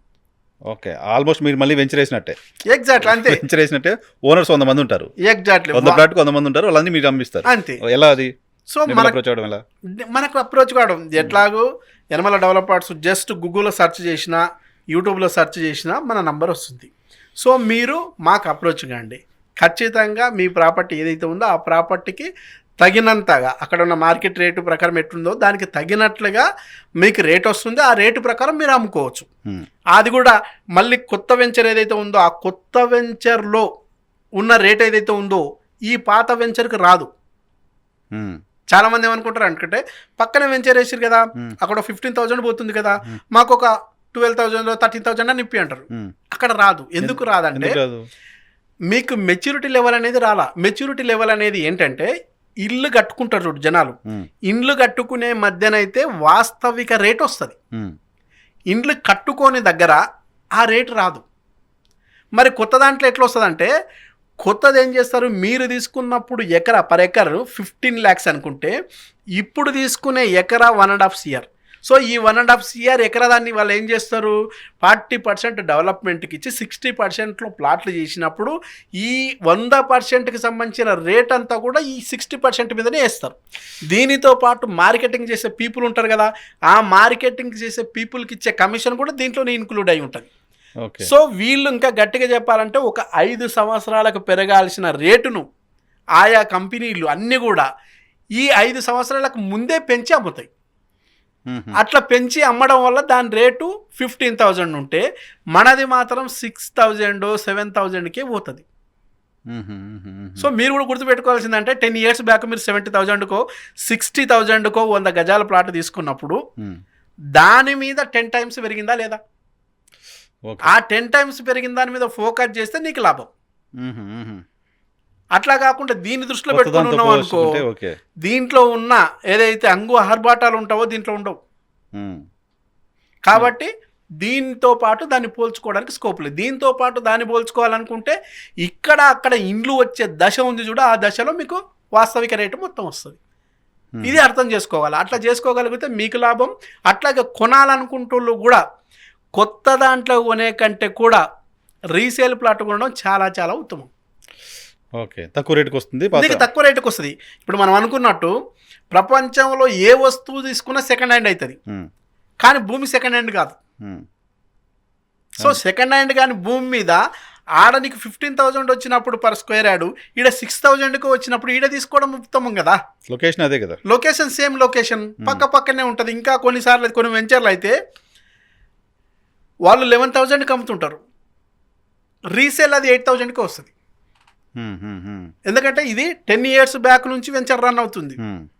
ఆ 10 years అప్పుడు ఈ వెంచర్లోనే 13,000 ఫర్ ఎకరా. ఇప్పుడు అదే 2.5 కోట్లు ఎకర ఉంది. సో అమ్మే ఎవరైతే వెంచర్ ఓనర్ ఉన్నాడో ఇప్పుడున్న 2.5 కోట్లను పర్ ఎకరాగా చూస్తే ఈ రేటు నిర్ణయిస్తారు. అదే రీసేల్ పర్సన్ అది చూసుకోడు కదా. నేను అప్పుడు తీసుకున్నది జస్ట్ 3,50,000కే వచ్చింది. ఇప్పుడు నాకు 7 lakhs వస్తే చాలు, 6 lakhs వస్తే చాలు. ఇన్వెస్ట్మెంట్ పెట్టిన దాని మీద ఎంత వస్తుందనే చూసుకోవాలి. ఎగ్జాక్ట్లీ. సో రీసేల్ ప్లాట్స్ కొనడం అనేది కొత్తగా రియల్ ఎస్టేట్లో ఇన్వెస్ట్ చేయాలనుకున్న వాళ్ళకి అడ్వాంటేజ్, చాలా అడ్వాంటేజ్. మీకు రిజిస్ట్రేషన్ కూడా స్పాట్ రిజిస్ట్రేషన్ అవుతుంది, కూడా ఉండదు కదా. లీగల్ ఇష్యూస్ ఉంటే లీగల్ ఇష్యూస్ ఏముండవు. 10 ఏళ్ల క్రితం వెంచర్ ఎప్పుడు కాబట్టి ఇష్యూస్ ఏమున్నాయో తెలిసిపోతుంది. ఎగ్జాక్ట్లీ. అంటే నీకు ఇష్యూస్ ఉంటే రిజిస్ట్రేషనే కాదు కదా. ఆల్రెడీ నీకు రిజిస్ట్రేషన్ అయిపోయినది మళ్ళీ రీసేల్ అవుతుంది కాబట్టి నీకు ఎలాంటి ప్రాబ్లం లేదు. సో దీనికి అన్ని లీగల్గా పర్ఫెక్ట్ ఉంటుంది, అప్రూవల్స్ పర్ఫెక్ట్గా ఉంటుంది, పర్ఫెక్ట్గా అన్ని ఉన్నాయి కాబట్టి రిజిస్ట్రేషన్ అయింది. ఇప్పుడు నువ్వు తీసుకుంటే కూడా స్పాట్ రిజిస్ట్రేషన్ అవుతుంది. దీనికి మళ్ళీ లోన్ కూడా ఇస్తాడు. కొత్త దానికన్నా లోన్ ఇవ్వడానికి ప్రాబ్లం, కానీ పాత దానికి లోన్ ఇవ్వడం చాలా ఈజీ. సో అవన్నీ ఎవరో ఒకరు ఆ వెంచర్లో ఇప్పటికే లోన్కి వెళ్ళి ఉంటారు. సో ఆ ప్రొఫైల్ మీదనే డిపెండ్ అయ్యి దీనికి లోన్ రావడం ఈజీ. అదే కొత్త దానికి పోవడం కష్టం. కొత్త దానికి నీకు లోన్కి పోవాలంటే డెఫినెట్గా వెంచర్ వాళ్ళే పోవాలా, వెంచర్ వాళ్ళే అప్రూవల్స్ చేయించాలా. అవి అయిపోయిన తర్వాతనే కస్టమర్కి వచ్చే ఛాయిస్ ఉంటుంది. సో ఈ డిఫరెన్స్ ఎంత ఉంటుంది కాబట్టి మీకు రిజిస్ట్రేషన్ పరంగా చూసుకున్నా స్పాట్గా అవుతుంది, రేటు పరంగా చూసుకునే చాలా తక్కువకి వస్తుంది, రేటు పరంగా చూసిన అమ్మేటోళ్ళకి కానీ కొనే వాళ్ళకి కానీ ఈజీగా ఉంటుంది. సో ఈ రకంగా చూసినప్పుడు మళ్ళీ ఏదైతే మెచ్యూరిటీ లెవెల్ కూడా ఒక ఏరియా 15 yearsలో మెచ్యూరిటీ అవుతుంది అనుకుంటే, ఆల్రెడీ ఈ పాత వెంచరు ఇప్పటికే 10 years అయిపోయిందంటే ఇంకో 5 years మాత్రమే మెచ్యూరిటీ కావడానికి అవకాశం ఉంటుంది. కానీ ఇప్పుడు కొత్తగా వేసినది ఇంకో 15 years ఆగాలి కదా. సో టైం కూడా నీకు కలిసి వస్తుంది, రేటు కలిసి వస్తుంది, టైం కలిసి వస్తుంది. సో రియల్ ఎస్టేట్ వెంచర్స్ లో సెకండ్ సేల్స్ ఉన్న ప్లాట్స్ కొనుక్కోవడం అనేది ఉత్తమం, చాలా ఉత్తమం. కాకపోతే ఏ కంపెనీ కూడా సెకండ్ సేల్స్ ఎంకరేజ్ చేయదు. ఎందుకు ఎంకరేజ్ చేయమంటే అమ్మాలి కదా. ఎగ్జాక్ట్లీ. దాంతో పాటు నీకు సెకండ్ సేల్ మీద వాళ్ళకి ఇన్కమ్ ఉండదు. సో ఇప్పుడు ఎవరైనా సెకండ్ సేల్స్కి పోయినాం అనుకో, అమ్మి పెట్టమని చెప్తే 2% కమిషన్ ఇస్తా అంటారు. అక్కడ ఒక 20,000ది 2% అంటే మహా అనుకుంటే 40,000 వస్తుంది. ఈ 40,000 మీద ఎంతమంది పంచుకుంటారు? మొత్తం టీం అంతా ఉంటారు. టీము దాదాపు నీకు ఎంత దశలు ఉంటుంది? దాదాపు 10 members దశలు ఉంటుంది స్లాబ్. సో ఇప్పుడు ఆర్ఓనో, ఆర్ఎం అని, ఏఎస్ఎం అని, డిఎస్ఎం అని, ఎస్ఎం అని ఇట్లా చూసుకుంటూ ఉంటే దాదాపు 10-15 దశలు ఉంటే 15 దశలకు ఒక్కొక్కరికి 2% లెక్క పెట్టుకున్న 30% అవుతుంది. నువ్వు ఇచ్చే 40,000 ఏ రకానికి వస్తాయి? సో కొత్త వెంచర్స్లో మార్కెటింగ్ చేసే వాళ్ళంతా ఈ 30% కమిషన్ మనం బేర్ చేస్తున్నాం. అంతే కదా. డెఫినెట్ అది బేర్ చేయాలి. చేస్తున్నావు కాబట్టే 5 సంవత్సరాలకు పెరగాల్సిన రేటును ఇప్పుడే పెంచి అమ్ముతున్నావు. ఇలా కాకుండా చాలా వెంచర్స్ డైరెక్ట్ నెంబర్స్ ఇస్తుంటాయి.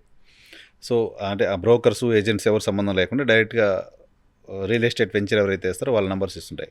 వాళ్ళని డైరెక్ట్గా అప్రోచ్ అవుతే రేట్ తగ్గించే పరిస్థితి అప్పుడు కూడా ఉండదు కదా. అప్పుడు ఇంకా ప్రాబ్లం ఉంటుంది. ఎట్లా?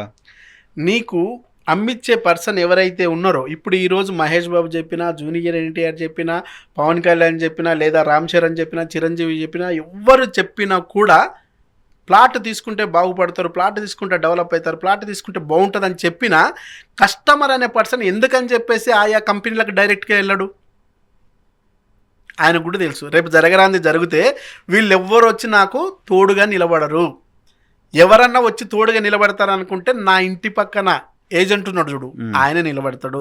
లేకుంటే మా సర్కిల్లో, మా కామ్దాన్లో పలానా రమేష్ ఉన్నాడు చూడు, ఆయన వచ్చి నిలబడతాడన్న నమ్మకం ఇప్పటికీ ఏజెంట్ల మీదనే ఇన్వెస్టర్. మన ఎదురుగా ఉన్నాడు, మనం నమ్మేవాడు, మనకు తెలిసినవాడు చెప్తే. ఎగ్జాక్ట్లీ. కాబట్టి ఈయన లేకుండా ఒకవేళ డైరెక్టే ఆయన కంపెనీకి వెళ్తే దీనికి ఎల్పీ నంబర్ ఉందా లేదా విషయం ఈయనకెట్ట తెలుస్తుంది? ఈయనకు అప్రూవల్స్ వచ్చినవే లేదా ఈ కంపెనీకి అనే విషయము ఈ కస్టమర్కి ఎట్ట తెలుస్తుంది? కాబట్టి ఏజెంట్ పాత్ర అనేది నీకు ఇష్టం ఉన్నా ఇష్టం లేకపోయినా అత్యంత అద్భుతమైన పాత్ర. అసలు రియల్ ఎస్టేట్ అంటే, రియల్ అంటేనే ఒక నిజం, ఒక నిజమైన స్థిరమైన ఆస్తిని ఎలాంటి లిటిగేషన్ లేకుండా అమ్మే పర్సన్ నుంచి కొనే పర్సన్కి బదలాయించే ప్రక్రియలో అత్యంత అద్భుతమైన పాత్ర ఏజెంట్ పాత్ర. సో ఈ అత్యంత అద్భుతమైన పాత్ర ఏజెంట్కు ఉంది కాబట్టి ఏజెంట్ని ఇప్పటికీ జనాలు నమ్ముతున్నారు. అయితే ఈ ఏజెంట్ కూడా గతంలో చేసినట్టు బ్రోకర్ మార్కెట్ చేయకుండా ఇప్పుడు పక్క ప్రొఫెషనల్స్ ఈరోజు రియల్ ఎస్టేట్లకు సంస్థలు మోసం చేసేనే ఉంటుంది కానీ ఏజెంట్లు మోసం చేయలేరు. ఎందుకు మోసం చేయలేరు అంటే, వన్స్ ఒకసారి మోసం చేసిన అనుకో ఈయన బ్రాండ్ ఆ రోజుతో కొలాప్స్. ఈయన బ్రాండ్ లైవ్గా ఉండాలంటే ఈయనకు ఒక క్యారెక్టర్ ఉండాలా, ఆ క్యారెక్టర్ మోసం చెయ్యడు అనే ఒక క్యారెక్టర్ ఉండాలా, సబ్జెక్టు బాగా తెలుసు అనేది ఒక ఉండాలా, ఈయన ఏం చేసినా మన మేలు కోసం చేస్తాడనేది తెలిసి ఉండాలా. ఇవన్నీ ఇప్పటికీ ఏజెంట్లలో జనాలు చూసుకుంటున్నారు కాబట్టి ఈయనని తీసుకొని పోతారు. ఒకవేళ ఈయన లేకుండా పోతే చాలా కంపెనీలు ఇంకా మోసం చేయడానికి స్కోప్ ఎక్కువ. ఓకే, డైరెక్ట్గా వచ్చాడు కాబట్టి. ఎందుకంటే ఈయనకి ఏం తెలియదు కదా, పూర్తిగా ఈయనకి ఈ సబ్జెక్ట్ మీదనే తెలియదు. ఫ్రీ లాంచ్ అంటే తెలుసు తెలియదు, అసలు ఎనీఏ అంటే ఒక అగ్రికల్చర్ టు నాన్ అగ్రికల్చర్ అంటే రెసిడెన్స్ నాలా కన్వర్షన్ ఎనీఏ సర్టిఫికేట్ అనేది తెలియదు. సో లింక్ డాక్యుమెంట్లు ఎట్లుంటాయి, భూమి ఇప్పుడు ఏదైతే ఉందో రైతుల కంటే బిఫోర్ భూమి ఎవరిది, అది ప్రభుత్వానికి, ప్రభుత్వం నుంచి రైతులకు వచ్చింది, రైతుల నుంచి మళ్ళీ వెంచర్కి వచ్చింది, అంతకుముందు దానికంతా కూడా ఇది అగ్రికల్చర్, దీని నుంచి ల్యాండ్ కన్వర్షన్ చేయాలా. సో ల్యాండ్ కన్వర్షన్ చేయాలా లేదా, ఇప్పటికి చాలా మందికి పర్ స్క్వేర్ యార్డ్ పేరు చెప్పి గుంట రిజిస్ట్రేషన్ చేస్తే కూడా దానికి దీనికి డిఫరెన్స్ తెలియదు. అవునా? ఎగ్జాక్ట్లీ, మర్చిపోయింది. చాలా ఫామ్ ల్యాండ్స్ అని చాలా మంది అమ్ముతున్నారు. ఎగ్జాక్ట్లీ, ఫామ్ ల్యాండ్స్ అని చెప్తున్నారు, మళ్ళీ గజాల్లో డబ్బులు తీసుకుంటున్నారు. డెఫినెట్ ఇది మోసం. ఫామ్ ల్యాండ్ వేరు, ఫామ్ హౌస్ వేరు, పర్ స్క్వేర్ యార్డ్ వేరు. సో ఫామ్ ల్యాండ్ ఇది ప్యూర్లీ వ్యవసాయ భూమి, ఫామ్ ప్లాట్ ఇది ల్యాండ్ కన్వర్షన్ చేస్తే ఫామ్ ప్లాట్ అవుతుంది. ల్యాండ్ కన్వర్షన్ చేసి దాన్ని పర్ స్క్వేర్ యార్డ్గా మార్చి దాంట్లో మొక్కలు పెడితే ఎర్రచందనం పెడతావా, శ్రీగంధం పెడతావా, మల్బార్ చెట్టు, తేక్ చెట్టు ఏం పెడతావో పెట్టి, లేకుంటే ఫ్రూట్ మొక్కలు పెడతావా, ఏదో పెడితే ఇది ఫామ్ ప్లాట్ అవుతుంది. అట్లా కాకుండా ల్యాండ్ కన్వర్షన్ చేసి నాలా కన్వర్షన్ అయ్యి ఎన్ఏ సర్టిఫికేట్ ఉంటే ఇది ప్యూర్లీగా రెసిడెన్షియల్ ప్లాట్ అవుతుంది. ఈ మధ్యకాలంలో మీరు అన్నట్టు చేస్తున్న మోసం ఏంటంటే పర్ స్క్వేర్ యార్డు లేదనుకుంటే 121 స్క్వేర్ యార్డు గజాలు ఉన్నాయి, దీన్ని ఇంత అమ్ముతా అనగానే మనం ఏమనుకుంటున్నాం, నిజమే గజాల కింద అని మనం పోతున్నాం, కానీ రిజిస్ట్రేషన్ ఏమవుతుంది గుంట అంటే 1 ఎకరాకు 40 గుంటలు, ఆ 40 గుంటల నుంచి 1 గుంట తీస్తే 121 గజం, ఆ 121 గజాలు ఏదైతే దాని గుంటల కింద నీకు రిజిస్ట్రేషన్ చేస్తున్నాం. సో ఈ రిజిస్ట్రేషన్లో కూడా ఎస్ఆర్ఓ రిజిస్ట్రేషనా ఎంఆర్ఓ రిజిస్ట్రేషన్లో కూడా తెలియదు చాలా మందికి. ఏంటి ఎస్ఆర్ఓ రిజిస్ట్రేషన్ చేస్తే per square yard, MRO registration చేస్తే గుంట, సబ్ రిజిస్టర్ చేస్తే స్క్వేర్ యార్డ్స్ అంతే. సో ఇటువంటివి కూడా తెలియకుండా బాధితులు రోజు రోజుకు పెరుగుతున్నారు. సో చెట్ల కాన్సెప్ట్ కూడా ఎర్రచందనం వేస్తాం, శ్రీగంధం వేస్తాం, మల్బార్ చెట్టు, టేక్ చెట్లు వేస్తాం అని చెప్తే గుడ్డిగా నమ్ముతున్నారు. ఇప్పటి వరకు మనకు దగ్గర ఎవరైనా ఎర్రచందనం అమ్మిన చరిత్ర ఉందా, శ్రీగంధం అమ్మిన చరిత్ర ఉందా, మల్బార్ చెట్లు అమ్మి పెద్ద ఎత్తున లాభాలు ఇచ్చిన చరిత్ర ఉందా? ఇవన్నీ ఇంకా పర్ఫెక్ట్ గుర్తుపెట్టుకుంటే ఈ చెట్లు నీకు రిజల్ట్ రావాలంటే తక్కువ 12 years ఆగాల. 12 సంవత్సరాల వరకు నువ్వు ఆగితే 12 సంవత్సరాల లోపు ఎప్పుడైనా నీకు నీ ప్లాట్ అమ్ముకోవాలని ఉంటే అమ్ముకోవడానికి ఛాన్స్ కూడా ఉండదు. అంతే కదా, 12 సంవత్సరాల లోపు కొట్టేస్తూ నువ్వు ఆల్రెడీ దానికి అగ్రిమెంట్ అయినావు, నీ ప్లాట్ నువ్వు కొనుక్కోవడమే కాకుండా మళ్ళీ తిరిగి వాళ్ళకి అగ్రిమెంట్ చేసావు ఏమని, 12 years వరకు నేను ఏం చేయను, దీని మీద సర్వ హక్కులు నీకు ఉన్నాయి. ఆ రోజు కొట్టి అమ్మేస్తే లక్షల కోట్లు వస్తే నీకు 60%, నాకు 40% అని చెప్పగాని నువ్వేం ఫీల్ అవుతున్నావు, అరే నాది ప్లాటు నాకు 60%, నీకు 40% ఏంటి, నా ఒక్కడి కోసం నువ్వు బోర్ వేసినావా, నా ఒక్కడి కోసం నువ్వు మెయింటైన్ చేస్తున్నావు, అందరి కోసం చేస్తున్నావు కదా, కాబట్టి నాకు 70% నువ్వు 30% తీసుకొని బార్గెనింగ్ చేసేటోళ్ళు కూడా ఉన్నారు చాలామంది. అసలు ఆ భూమే సక్రమంగా లేదు. కొంతమంది ఉంటారు మూలాలు వదిలేసి దూలాలు పట్టుకొని ఏలాడుతుంటారు చూడు, ఈ కాన్సెప్ట్ ఉన్నోళ్ళే. అసలు ఈ చెట్ల కాన్సెప్ట్ ఎట్లా వర్కౌట్ అవుతుంది నాకు అప్పటి వరకు పెద్ద పెద్ద కంపెనీలు కూడా చెట్ల కాన్సెప్ట్ పెట్టి చేస్తున్నారు. అసలు పెద్ద కంపెనీలు అంటే బోర్డులు పెద్దగా పెట్టుకున్న వాళ్ళ ఆంధ్రప్రదేశ్లో తెలంగాణలో పెద్ద పేపర్లు పెద్ద అడ్వర్టైజ్మెంట్లు, టీవీల్లో 1/2 hour అడ్వర్టైజ్మెంట్లు, శ్రీగంధం అని అవని ఇవని. ఎగ్జాక్ట్లీ, గట్టిగా చెప్పాలంటే మ్యాటర్ తక్కువ ఉన్నప్పుడే సౌండ్ ఎక్కువ ఉంటుంది, పబ్లిసిటీ పీక్లో ఉంటుంది. ఎగ్జాక్ట్లీ, నీకు కరెక్ట్గా ప్రాపర్గా ప్లాన్ చేస్తే నీకు మౌత్ టాక్ ఏదైతే ఉందో దాని దారినే అత్యంత అద్భుతమైన బిజినెస్ వస్తుంది. అడ్వర్టైజ్మెంట్ ఇవ్వాల్సిన అవకాశమే లేదు. ఇప్పుడు మేము ఉన్నాం, ఇప్పటి వరకు సింగిల్ అడ్వర్టైజ్మెంట్ ఇవ్వాల, ఇవ్వాల్సిన అవసరం లేదు. ఎందుకంటే నీ ద్వారా ఒకరు లబ్ధి పొందితే ఖచ్చితంగా నీ గురించి నలుగురికి చెప్తారు. ఆ నలుగురు 20 మంది అవుతారు. ఆ 20 మంది 80 మంది, వందలాది, వేలాది మంది, లక్షలాది మంది అవుతారు. అది కదా కావాల్సింది. అది కాకుండా నువ్వు ఇప్పుడు రకరకాల అడ్వర్టైజ్మెంట్లు పేపర్లు ఇస్తేవి, టీవీలు ఇస్తే ఈ డబ్బులన్నీ ఎవరి మీద వేస్తావు? మళ్ళీ కస్టమర్ మీదనే కదా. ఎవరికి నష్టం? కస్టమర్కే. ఇది. సో కస్టమర్ అయినా గుర్తించాల్సింది ఒకటే, మీకు కావాల్సింది ఏ ప్రాపర్టీకైనా అద్భుతమైన ప్రాపర్టీకి పర్ఫెక్ట్గా ఉండాల్సిందే డాక్యుమెంట్ తర్వాత డెవలప్మెంట్లో అద్భుతమైన కనెక్టివిటీ, ఇవన్నీ ఉన్నవే. ఇవి చెక్ చేసుకోండి. ఓకే, అంగు ఆర్భాటాలకు పోకండి. పట్టపగలు సుక్కలు చూపిస్తే ఉపయోగపడుతుందని పోతే ఎండమావులు లాంటి బతుకులు వస్తాయి. ఇప్పుడు చాలా మంది మోసపోయిన వాళ్ళు అట్లా ఉన్నారు.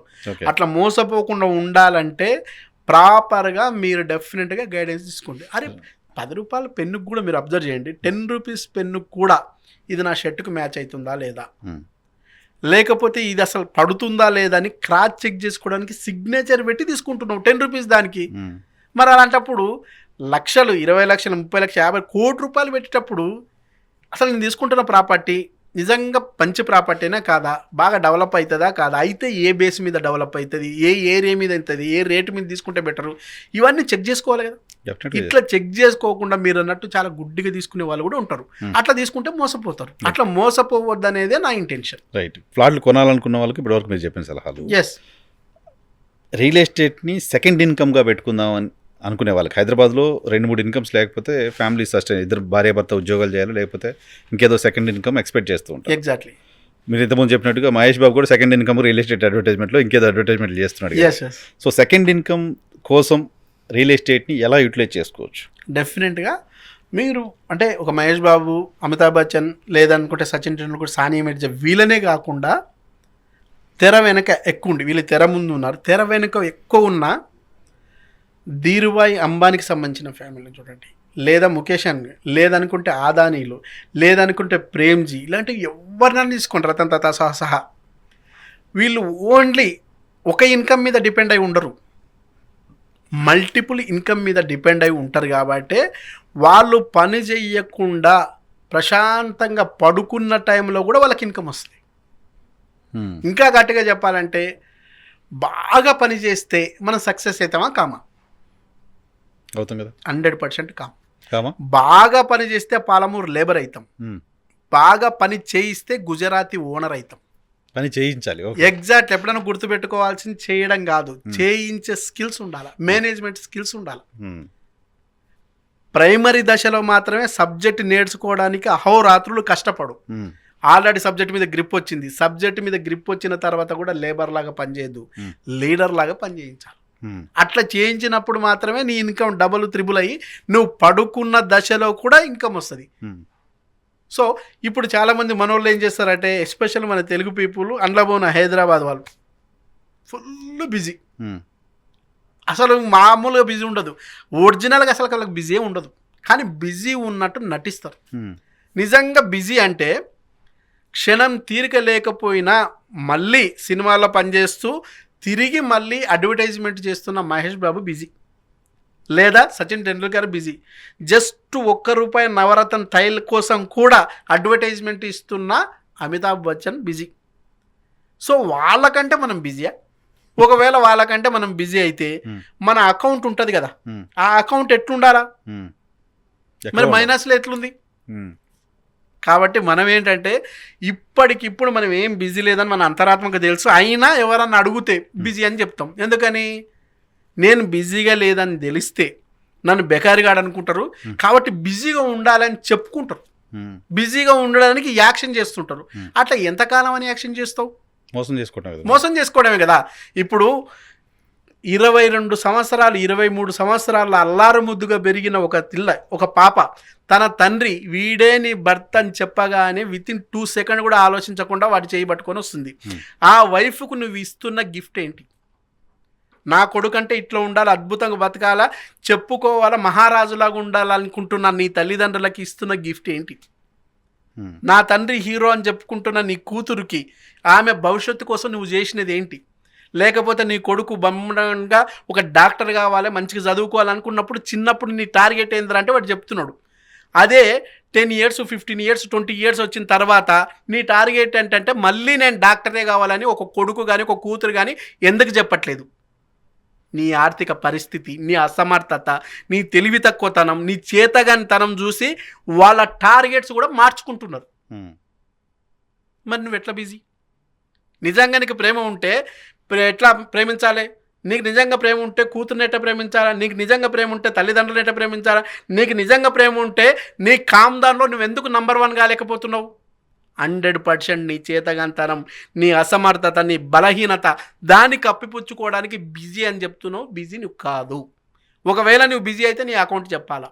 నువ్వు బిజీ అయితే నీ కామ్దాన నువ్వు నంబర్ 1 కావాలా. ఇవన్నీ కావట్లేదంటే నువ్వు 100% నువ్వు మోసం చేసుకుంటున్నావు, నీ ఫ్యామిలీని కూడా మోసం చేసుకుంటున్నావు.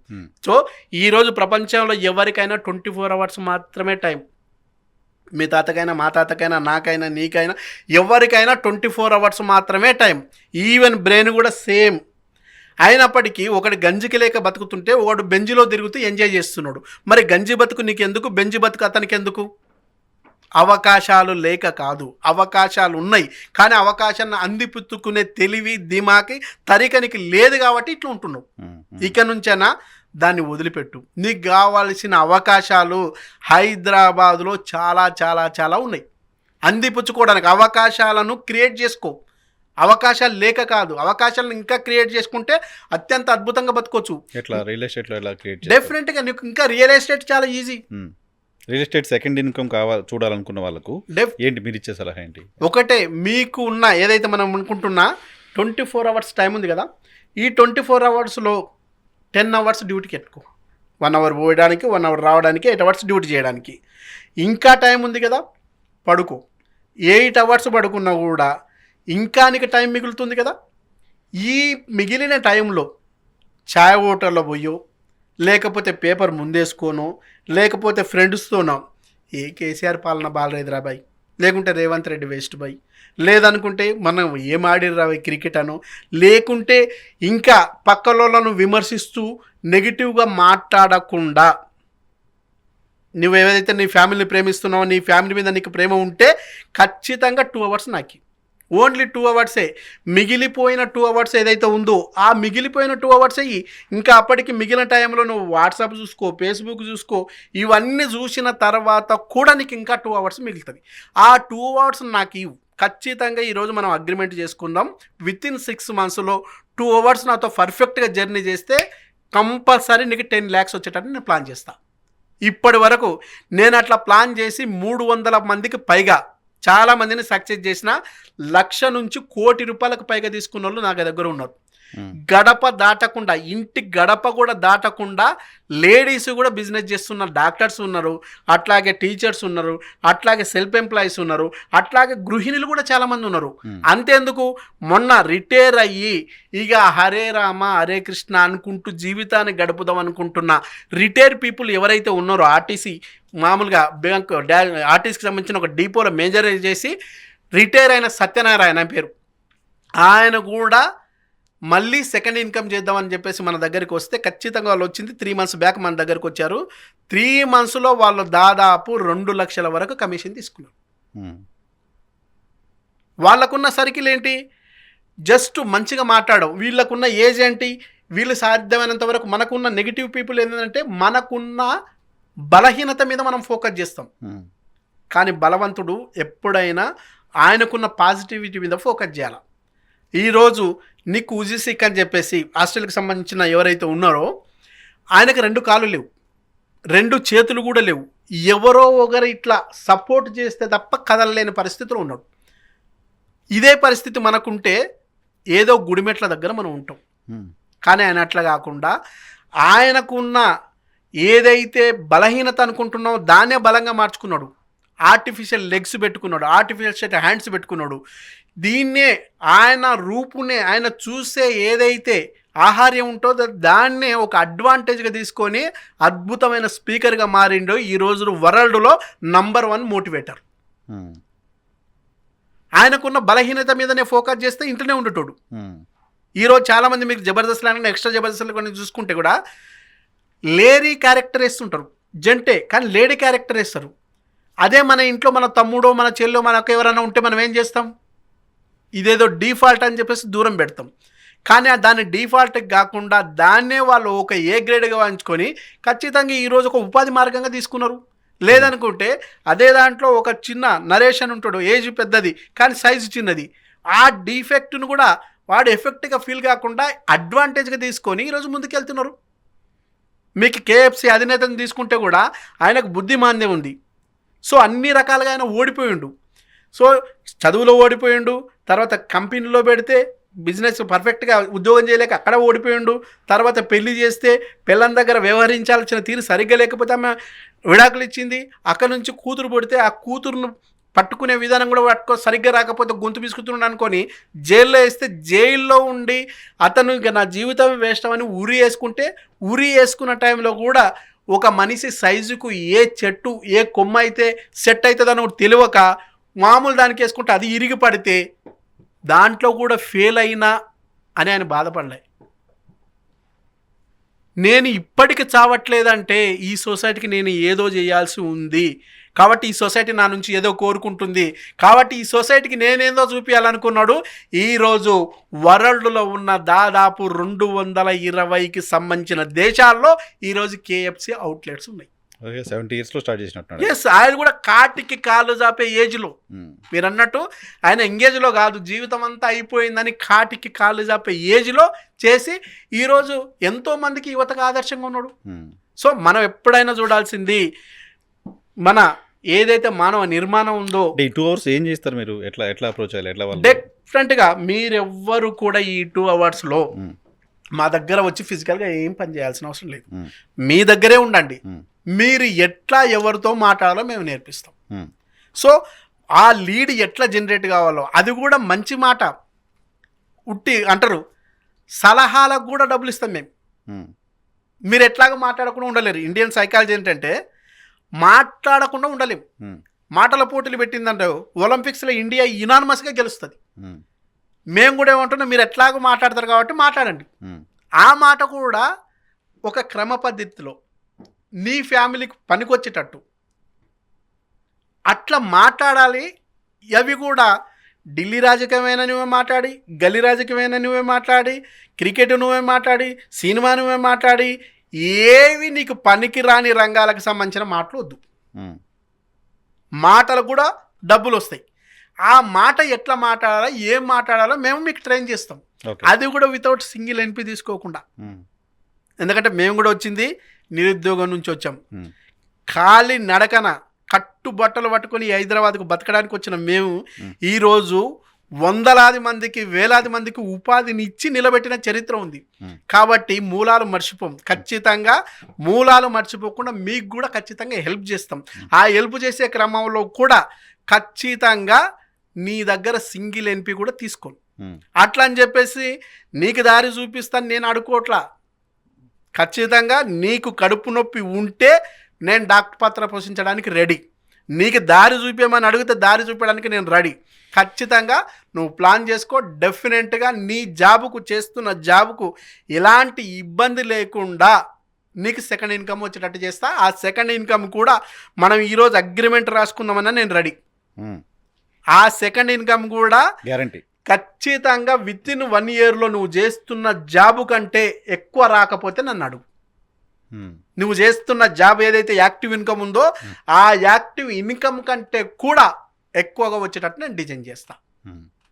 దీంట్లో ఖచ్చితంగా ఓపెన్ ఛాలెంజ్ చేస్తున్నా. ఇప్పటికీ మనం చాలామందిని సక్సెస్ చేసినాం. ఈవెన్ గడప దాటకుండా లేడీస్ ఎవరైతే ఉన్నారో గడప కూడా దాటకుండా, ఇప్పుడు ఫర్ ఎగ్జాంపుల్ ఖమ్మం ఉంది, ఖమ్మం జిల్లా వాళ్ళకు కూడా అక్కడే కూర్చొని బిజినెస్ చేయిస్తా. కరీంనగర్ వాళ్ళకు కూడా వాళ్ళ ఇంటి దగ్గరే ఉంటారు, హైదరాబాద్లో బిజినెస్ అవుతుంది. ఇట్లా అన్ని జిల్లాలు, నువ్వు ఖమ్మం తీసుకుంటావా, కరీంనగర్ తీసుకుంటావా, విజయనగరం తీసుకుంటావా, విశాఖపట్నం తీసుకుంటావా, కర్నూలు తీసుకుంటావా, మహబూబ్ నగర్ తీసుకుంటావా, ఏ జిల్లానని తీసుకో, మొత్తం ఈ 2 రాష్ట్రాల నుంచి ఎక్కడనైనా సరే మీ ఇంటి ముందే కూర్చోండి, మీ ఇంటి గడప కూడా దాటకుండా బిజినెస్ చేయించే సిస్టమ్ నా దగ్గర ఉంది. ఓపెన్ ఛాలెంజ్ చెప్తున్నా. సో రియల్ ఎస్టేట్లో హ్యూజ్గా అవకాశాలు ఉన్నాయి. ఎగ్జాక్ట్లీ. అసలు మీకు ఏ దాంట్లోనైనా ఇన్వెస్ట్మెంట్ లేనిది, పెట్టుబడి లేనిది నువ్వు బిజినెస్ చేయలేవు.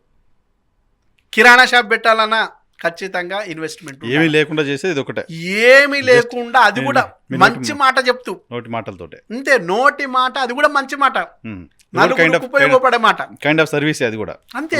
ప్రాపర్టీ ఇప్పించడం అంటే గుర్తుపెట్టుకోవడం కదా. మీకు ఎగ్జాక్ట్లీ గుర్తుపెట్టుకోండి, దేశ సేవ, దేశ సేవ అని చెప్తున్నా నేను. అంతకు మించిన సేవ కూడా. ఎట్లా అంటే మీరు ఫర్ ఎగ్జాంపుల్ గుర్తు చేసుకోండి, మీరు ఒక కారు తీసుకున్నారు లేదా ఒక సెల్ ఫోన్ తీసుకున్నారు, గవర్నమెంట్కు ఒకసారి మాత్రమే కదా వచ్చేది రెవెన్యూ ట్యాక్స్ రూపంలో. అదే ఒక ప్రాపర్టీ మీరు 1 ఎకరా రైతు దగ్గర ఒక వెంచర్ ఓనర్కి ఇప్పించారు, గవర్నమెంట్కి ఇన్కమ్ వచ్చిందా లేదా? రిజిస్ట్రేషన్ జరిగిందంటే గవర్నమెంట్ ఇన్కమ్ వచ్చింది. తర్వాత ఆ వెంచర్ ఓనరు అప్రూవల్స్ కోసం వేయండు, మళ్ళీ రెవెన్యూ వచ్చిందా లేదా? అప్రూవల్స్ వచ్చిన తర్వాత ప్లాట్లు వేసిండ్రు, మళ్ళీ రిజిస్ట్రేషన్ అయినప్పుడు రెవెన్యూ వచ్చిందా లేదా? అట్లాగే ఇది అమ్మించిన పర్సన్కు కమిషన్ వస్తే ఈ కమిషన్ మీద గవర్నమెంట్కి టీడీఎస్ పోతుంది. ఒక్క ప్రాపర్టీ అమ్మితే 4 సార్లు ఇన్కమ్ వచ్చింది. దీన్ని మళ్ళీ కన్స్ట్రక్షన్ చేస్తే, ఇల్లు కడితే ఇటుక ఓడికి, ఇసుక ఓడికి, టిఫిన్ ఓడికి, వాటర్ ఓడికి, మోటార్ ఓడికి, ఇట్లా 856 సెక్టర్లకు ఫుడ్ దొరుకుతుంది రియల్ ఎస్టేట్తో. అట్లాగే ఈ ఏదైతే స్టీలు, సిమెంట్, ఇసుక ఇవైతే ఉన్నాయో వీటన్నిటి మీద కూడా గవర్నమెంట్కు ట్యాక్స్ ఉంటుంది, ట్యాక్స్ వస్తుంది. మల్టిపుల్గా గవర్నమెంట్కి రెవెన్యూ ఇచ్చే సెక్టర్ ఓన్లీ రియల్ ఎస్టేటే. చాలామంది అనుకుంటారు మద్యం తాగడం వల్ల గవర్నమెంట్ ఇన్కమ్ వస్తుంది అనుకుంటారు, కానీ మద్యానికి మించి మంచి ఇన్కమ్ ఇచ్చే సెక్టర్ రియల్ ఎస్టేట్. మద్యం తాగాలంటే కూడా మళ్ళీ రియల్ ఎస్టేట్ ఇన్కమ్ దీన్ని బేస్ చేసుకుని ఉంటుంది కదా. అంతే, exactly. Right sir, thank you very much మాకు సమయం కేటాయించినందుకు. రెగ్యులర్గా మాట్లాడదాం, మీ రియల్ ఎస్టేట్ పరిస్థితులు, రియల్ ఎస్టేట్ రంగం ఎలా ఉంటుంది, వీటన్నిటిపైన రెగ్యులర్గా కూర్చుందాం. తప్పకుండా. Thank you very much. ఇది యనమల రాజు గారితో స్పెషల్ పాడ్కాస్ట్. చూస్తూనే ఉండండి ఈహా టీవీ.